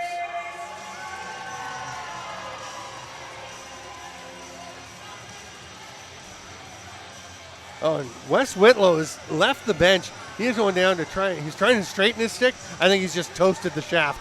It was crooked. He got it bent. He tried to straighten it back out, and the whole thing kind of collapsed on him. So Elmira's going to be without Wes Whitlow for a bit while he goes and tries to deal with his equipment, get a new shaft, a new stick out there. And I am confused about what's happening because now we've got 4-on-4. What on earth? 28, Giants 0.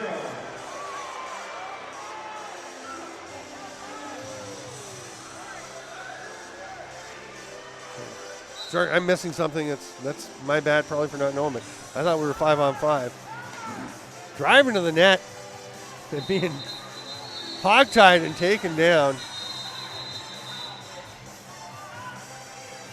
was Austin Murphy. Braden Wallace ran him to the ground. Then we go back the other way. Here's Troy Lauder.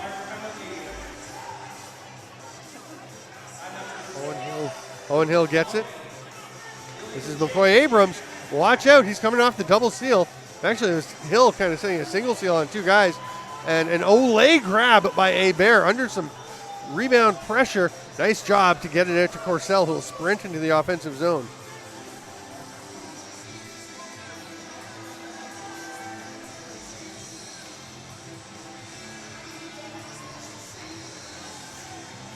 Braden Brown gets it back across. Hartley hands it off quickly. Brown cutting through the middle. Oh my! I think Davy Jones was watching the battle out front like I was, and Hartley just rears back and lets it rip. What a shot by Hartley.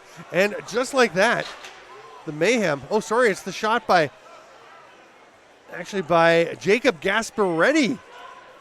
Hartley was setting a pick for him, and Gasparetti just lets it fly.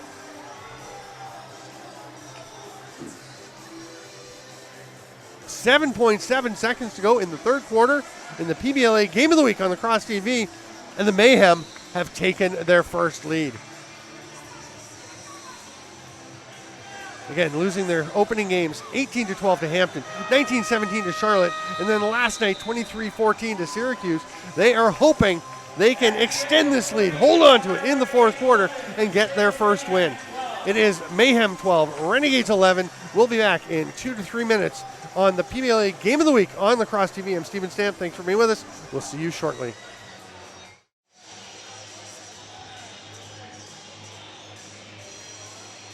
All right, Mr. we got to get up here in the fourth quarter. Let's make some noise for the opening face-off. We love to hear ya! Section 115. Welcome back, lacrosse friends, to the PBLA Game of the Week on Lacrosse TV. Like it during the break, Lacrosse TV runs the things that you can see on Lacrosse TV, all the variety of lacrosse, all genres around the world. I'm Steven Stamp. This is the Week 4 Game of the Week from Elmira, the first arena. And we have Lombardi and Herman once again doing battle for the face-off.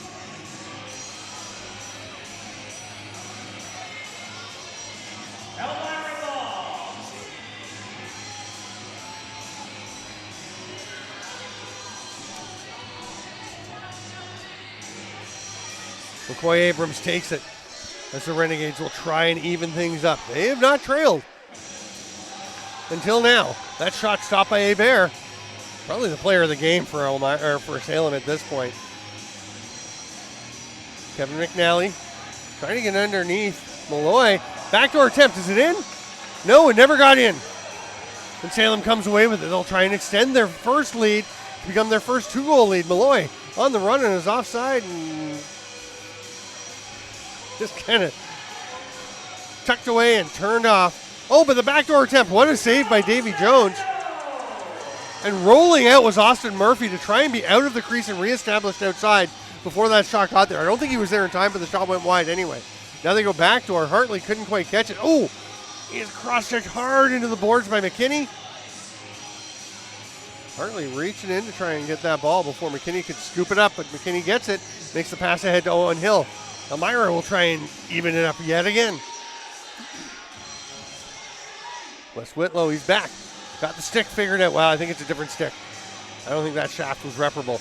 Bouncer goes well high from Miller. There's a chance to run for Gasparetti. Harris is back already, and Owen Hill is coming to pick up the man off the bench, who's Jack Jasinski. And then Miller's ready for the next guy to come. Gives Stowell a bit of a bump as he comes through.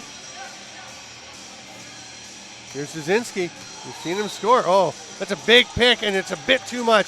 The ball will be turned over. Salem getting called for the illegal pick. Austin Finger about a step away from going in the wrong door. It's tricky early in a quarter because, again, you have to leave the floor from your defensive bench, enter the floor from your offensive bench door, or the door of your bench, and you switch, so it's a different door. I think that's a crease. They're going to say it's a goal. McCoy Abrams scores. They are fired up. Nobody from Salem seems too upset. We'll see on the replay. I thought his toe was on the line. The refs are right down there. Probably have a better view than we do, although sometimes from up here, we can see it pretty well. This is going to be a good one. Oh, I don't know. Bear doesn't like it. He's saying either crease or a foul. Let's see. Oh, I think that might have been a crease violation. This is going to be a good one. Oh, no, you know what? I think he stayed out. They're tapping the turf, the Salem Mayhem. I think McCoy Abrams kept his toes just outside of the crease. As you see those last couple of replays, I think he did it. I think that was a great play. Davy Jones grabs that ball. It was just too far for Fisher off the draw. And here comes Wes Whitlow. Judge for yourselves. I think it was okay. My first thought was he stepped on the crease line, but boy, I think the refs nailed it. I think that was a good goal. Here's Voigt with a quick pass, but doesn't quite connect. And gosh, that's holding the stick by Wes Whitlow. And they're just going to give possession and not a penalty, and I don't know why, because if you're calling the guy for holding the stick, that's a penalty. It should not just be possession, but whatever. Salem's going to take the ball and try to break this 12-12 tie with exactly 12 minutes to play right now. Stole the hard pass, but it was way above Jack Jasinski. It's grabbed, though,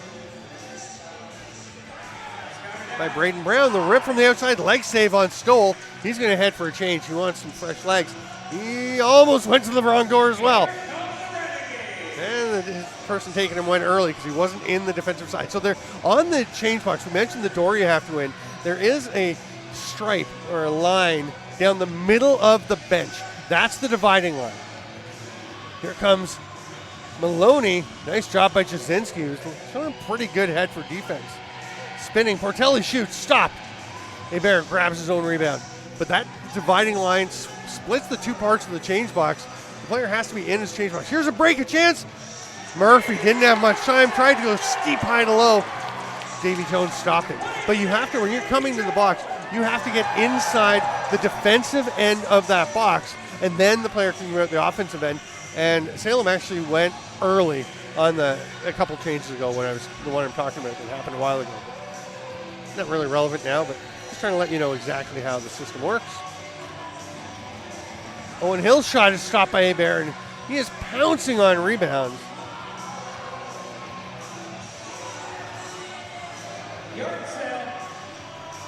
Here's a chance. Oh, I think Josh Shiguri would like that pass back because he forced Kyle Whitlow to do a little more than he would have liked. The shot gets through Davy Jones, but just is grabbed by McKinney. His outlet pass gets away. Nobody from Salem is near, though, so Nicholas Miller will get it. He's way over on his offside.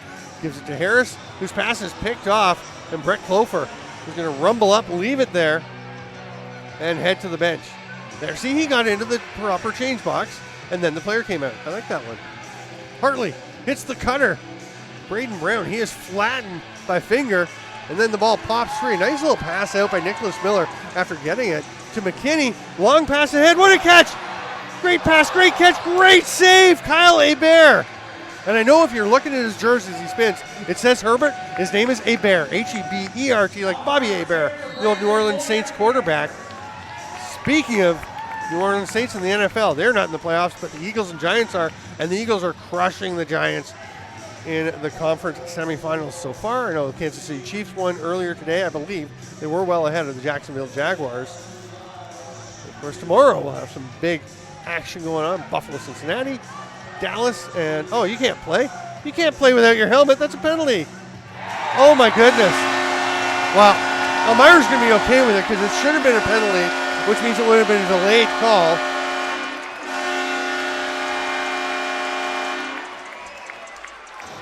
So it all evens out. Look at that. Charles Malloy, I'm not sure under what rules he thinks it's okay to run around and keep playing without your helmet on, but it doesn't matter. As here is Bradley Voigt absolutely rocketing that one to put the Renegades back up on top, 13-12 with 9:22 to go.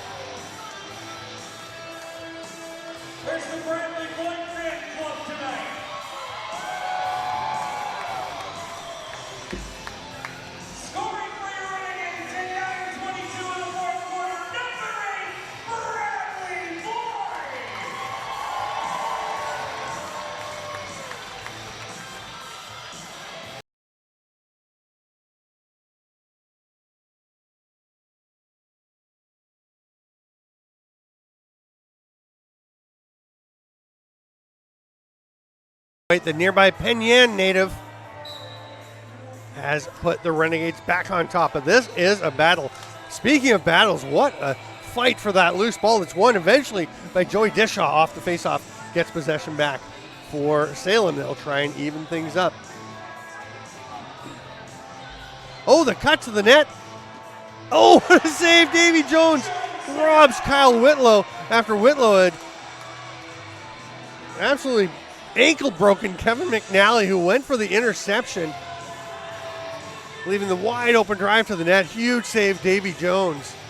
Boy, it's 13-12, 8:45 to go, so a fairly high-scoring game. But I'll tell you, both of these goalies have made some tremendous saves. Big defensive effort by Josh Taguri on Lauder, and then the save on the shot from the far side.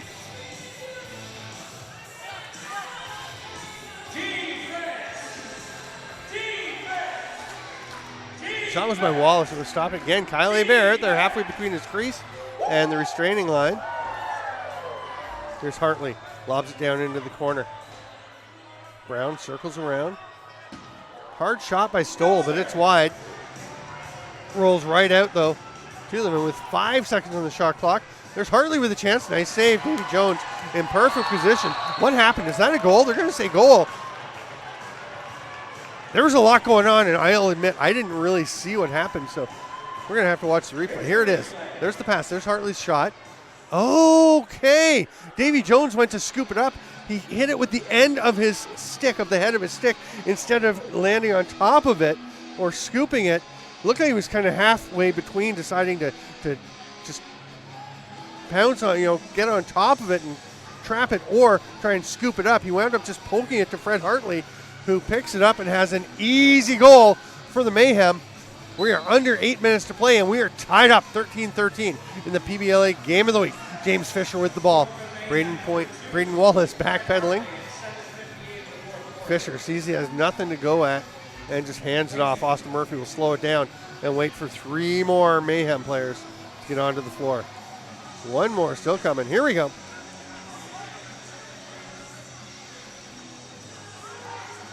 Ball's knocked loose. A big hustle. Stoll. Great play. Selling out to get the ball and get it to his teammate.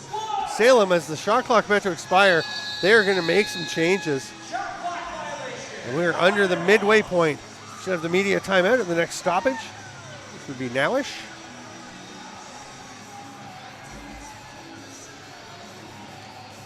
We'll keep going for the time being.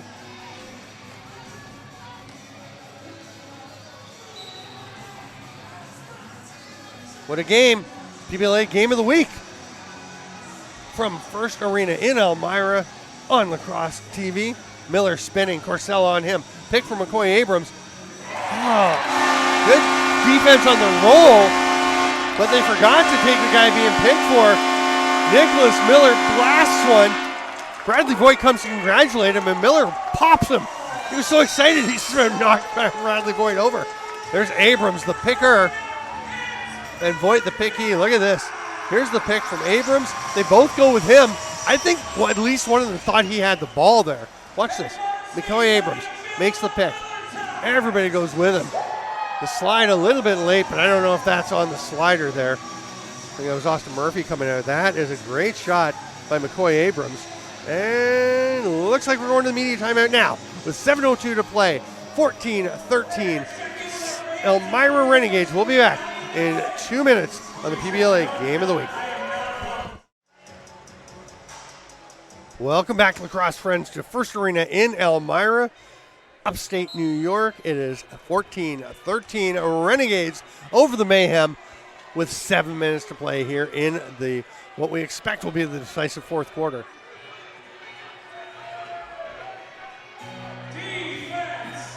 Oh, Malloy takes the leg sweep from Pulver, still comes up with the ball. A big run taken by Braden Wallace, and Malloy calmly gets the ball ahead to his teammates and heads for a change. It's a nice shift by Charles Malloy the fourth.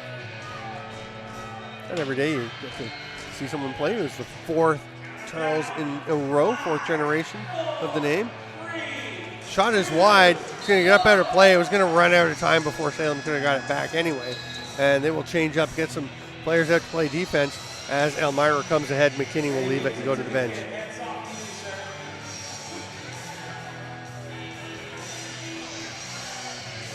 Renegades taking their time on this possession, setting things up. Obviously not sitting on a 1-goal lead with 6 minutes to play. Portelli passes across. Nicoy Abrams spins down. Oh, what a save by Kyle Hebert, and they're going to call a crease violation as Abrams landed in the circle.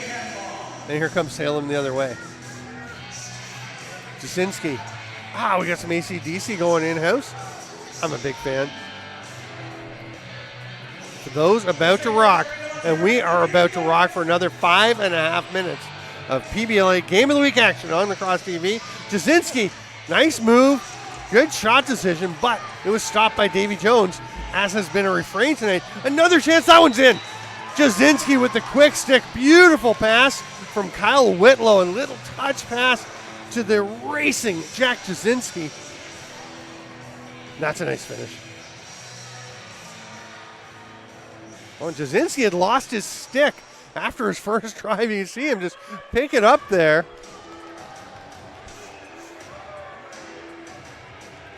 That's a great recovery by Jasinski. Get down, get the stick. We've talked about how you can play without a stick. Defensively, you can still do some effective things. Offensively, you can just set picks without it. You're certainly not going to be able to get a shot off without your stick. So Jasinski ducks down, gets the stick, is aware of where the ball is, where it's coming from, gets ready, gets the pass, and flicks it home to make it 14-14. Mayhem tie it up, and now they get the ball back. Here comes Ryan Herman. He thought about the pass, pulled it down like a double clutch, like a tuck rule, and was able to hang on to it. Almost got away, but he handed it off. And here is Kyle Whitlow withstanding all kinds of defensive pressure to maintain the ball. Big pick come from Stoll. The roll is there, the pass is there, but he is stymied by Davy Jones. Here's Nicholas Miller.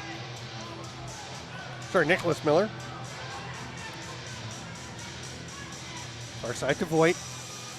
Under 5 to play in regulation time. Lauder ducks underneath.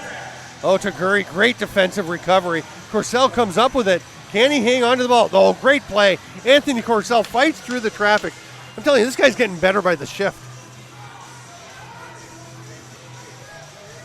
Hartley with it.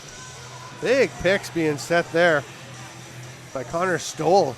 Playing a pretty gritty game. He's going to take the pass now. He's going to try and do something with skill. Passes it across. Clofer hands it off and goes to set a pick. Whitlow. Another pick by Clofer. Shot from the outside. Oh, it gets through. But McNally's there to pick it up. We've seen a couple of balls just eek over the goal line, rolling slowly by. That looked like it might be one of them, but it did stop, and then McNally was able to come up with it. Portelli hands it back to Wes Whitlow.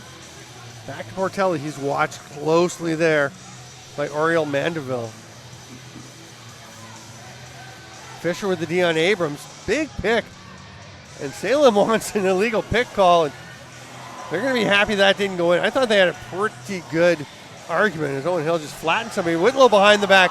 Saved by Hebert. Didn't know where the rebound was, but he's going to be helped out by his teammate here, Charles Malloy IV. He's got the man with him. Ooh. Not sure I love the shot from your offside when you had Jack Jasinski, the hot stick, with you, but it almost did trickle through. Davy Jones stopped him, though. 3 minutes to go. 14-14 the score. Are we going to finish this one up in 60 minutes? We'll see. Nicholas Miller, watched by Hall. They're giving him underneath. They give him too much underneath, but he misses. Courcelle and Hall both went up high and gave him the lane. Miller took it, but as he did the splits on that jumping shot, he missed. Here's Courcelle. Some rugged D. Lob up top. Braden Wallace says, let's slow it down, set it up. We still got 20 seconds now. Here's Miller. Good defensive shift here by Salem. Can they maintain it? The big pick. Oh, what a rip. Nicholas Miller. Braden Wallace with a pretty good pick to open up a little bit of space. And Miller comes off around the top and absolutely rips that one home. It says Nick Miller up on the board, and that's his home graphics folks doing it, so I think we're going with Nick. Look at that, coming back against the grain. Watch as he shoots. He's going to spin off. There's the pick. That's a great pick by Braden Wallace. And Miller gets Kyle Hebert going to his right, pulls it back across against the grain. Great pick, Braden Wallace. Great shot, Nick Miller. 15-14, Renegades back on top. The Mayhem. Bit of urgency here as they're down by 1 with 2:19 to play, looking for their first win of the season. Salem's got it. Malloy will head across. And Hebert, he always goes up between the restraining line and the crease. This time he's kind of aiming for the bench. He's like 3 steps from the restraining line. They're surely not going to pull him at this point. That shot just wide. Was it off? Yes, it did go off Davy Jones. So as it goes out of play, it'll be a fresh 30, and Fred Hartley will take it for Salem. Hand it off there to Stoll. On the far side, Murphy didn't have anybody to pass it to. Nice defense by Elmira. That was Jacob Pulver. Boy, he's a steady guy back there. Hard shot by Stoll. It's off either the foot of Davy Jones or the post. Comes back out to Stoll, fresh 30. Minute and a half to go in regulation time. Hard rip. Oh, against the green. Nice try, Austin Murphy. It's going to bounce up into the bench. 1:20 to go. Elmira has it. Now, if Salem can get it, I think we'd expect to see Kyle Hebert go to the bench. One thing to keep in mind with the change rolls here, yeah, you go to the defensive door when you come off. But then here's Owen Hill spinning, Corcel checking. 3-4 Salem Mayhem on him. It gets away, 7 seconds. Goes to the dunk, great save. Hebert took everything away. They get it back, 3 seconds, 2. They're not getting on. That's a nice defensive play by Josh Seguri. And it will be Salem ball, and Lindsey Sanderson wants a timeout. Pass, the outlet pass. He's going to get it finally with 42 seconds. Time had ticked off on the 30. They've got 23 to go on the 30-second clock, 40.5 on the game clock. Sanderson was calling for that one. The legendary, the great lacrosse mind from the legendary Sanderson family in Orangeville gets that timeout called. But again, when your goalie comes to the bench during play, he goes into that defensive door. So it's close. It's the closest he can be to your bench. So that's helpful to get the extra attacker out and get going. But bear in mind, just like everybody else, he has to go out the offensive door, which means he's 30 feet down or so. And you really want to be careful and get somebody back there, because otherwise you are leaving that cage yawning as he makes that extra bit of distance. Now, Hebert is going to the bench. He's standing. It looks like he's going to stay in. And now, is he walking down the length of the bench? Is he going to get over by the door? Lucas Coots at that front door as a gate opener. Yeah, and Hebert is going to go the length of the bench and be ready to get back out on the floor. He's a pretty athletic dude for a goalie. So he will hustle back there when he is needed. But right now it's 6-on-5. The extra attacker for Salem. They trail by 1 with 40.5 to play. Jacob Gasparetti will start with it. Just 23 on the shot clock, and they don't have to wait. No need to go deep into it. When you have a shot, you take it. And they take one. It's stopped by Davy Jones. Murphy's going after it. Now, Kyle Whitlow's without his helmet, and he's still playing. He's going to go grab his helmet. I don't think he's even allowed to do that. He's going to head off. Really, I think you have to just go. Either put your helmet on immediately or get off. It's a bit of a break, but I guess it's even... No, that was actually a Salem player earlier, too. What's the call now? Is it a timeout? Yeah, they get the ball. Elmira gets the ball with 11 seconds left and calls timeout. So Hebert will go, looks like he's gone back on the floor. I think they're going to keep him out. 11 seconds, you're down by 1. You just keep your 6 out. Yeah, he's going back into the bench. Where is he? He's hanging out. Nick Miller gives a glove tap to Davy Jones, who's looking to get Elmira's second win to move to 2-1.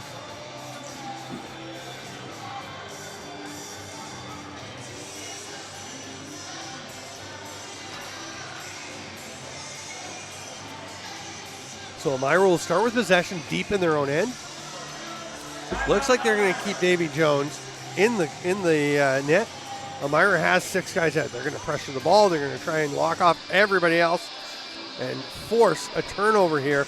They do not have a timeout, of course, because they just used theirs. So if they get the ball back, they've got to go. They've got Hartley, Gasparetti, Jasinski, and Murphy, the big offensive guns. You got Taguri, the good two-way player and solid defender, and Corsell, the gritty grinder up there, going to try and force it. A turnover, 11.2 to go. Elmira keeps Davy Jones in. There is a school of thought. There is a strategy to pull your goalie. Give yourself a 6th runner as well. It can be dangerous. We've seen it backfire, even in an NLL championship. And they just fling it the length of the floor. 8 seconds. Hartley gets it, flings it ahead. But it is going to bounce. Do they get it? They get a shot. It's blocked. The Renegades hang on for a thrilling 15-14 win over the Salem Mayhem.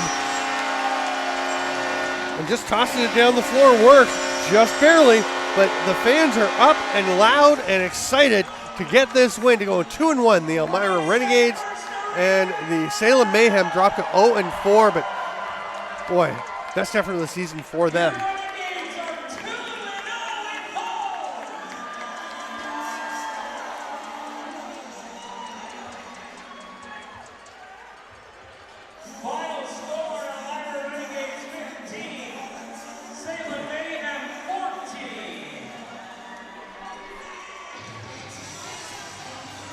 What a game. How exciting. Salem is going to be pretty bummed so they couldn't quite get that game. Oh, they were so close to their first win. They dropped to 0-4.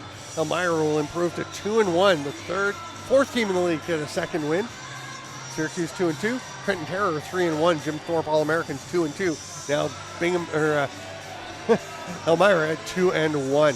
Make sure you go to PBLA.com and check out all the games of the week. Very excited to be bringing them to you. It's been some pretty exciting action here in the PBLA through 4 weeks. Salem coach Lindsay Sanderson, Elmira coach Brian Hobart having a nice handshake and a chat at center floor. And the Renegades will salute their fans. Owen Hill's pretty fired up. He's often a pretty quiet guy, but he is animated.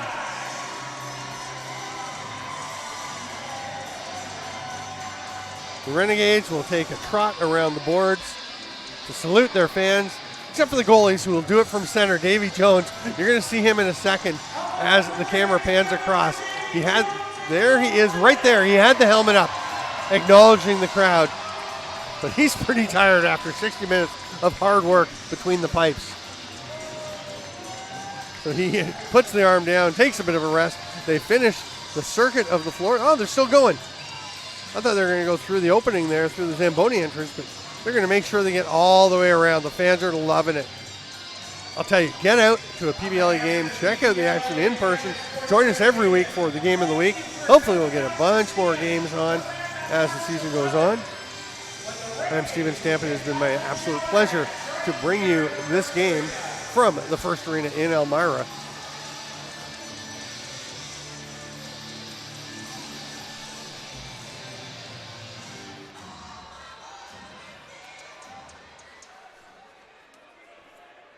This has been the PBLA Game of the Week on Lacrosse TV. You're going to see the highlights from this fourth quarter as we roll out. Oh, look at that shot. This is the Nick Miller shot. It's the big pick from Braden Wallace. And that's a gorgeous rip. Here's Jasinski. Gets the stick back. What a quick stick to bang that one home, as Salem just would not give up. Now we're going to see coming across the top Miller again.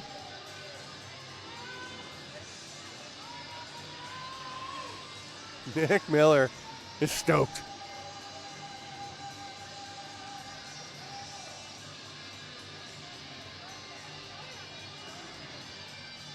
Here's Hartley with the quick shot, and then Davy Jones pokes it instead of picking it up. And it comes back to Hartley, who puts it home. Here at the other end, again, a loose ball picked up by Voigt. Flips that one home. You're going to see how quickly he just ducks under Malloy, playing without the helmet. Tucks it past Hebert, who was good. Watch this one just inside the far post. Oh, no, that's the dive by Abrams that goes underneath and just evades the crease. Look at that. He's out. I think he's outside the crease. Oh, it's close. Very close. Here's another look. Watch the feet. I think he's good. I think there's a bit of green between his shoes and the line. He should be wearing white shoes. Make it harder for the refs to tell. Anyway, the Elmira Renegades wrap up their second win at home to go 2-1 in the season. The Salem Mayhem ever so close to their first win, but they fall, and that will wrap things up for this week on the PBLA Game of the Week on Lacrosse TV. I'm Steven Stamp. Thank you so much, lacrosse friends, for being with us. We'll see you next time.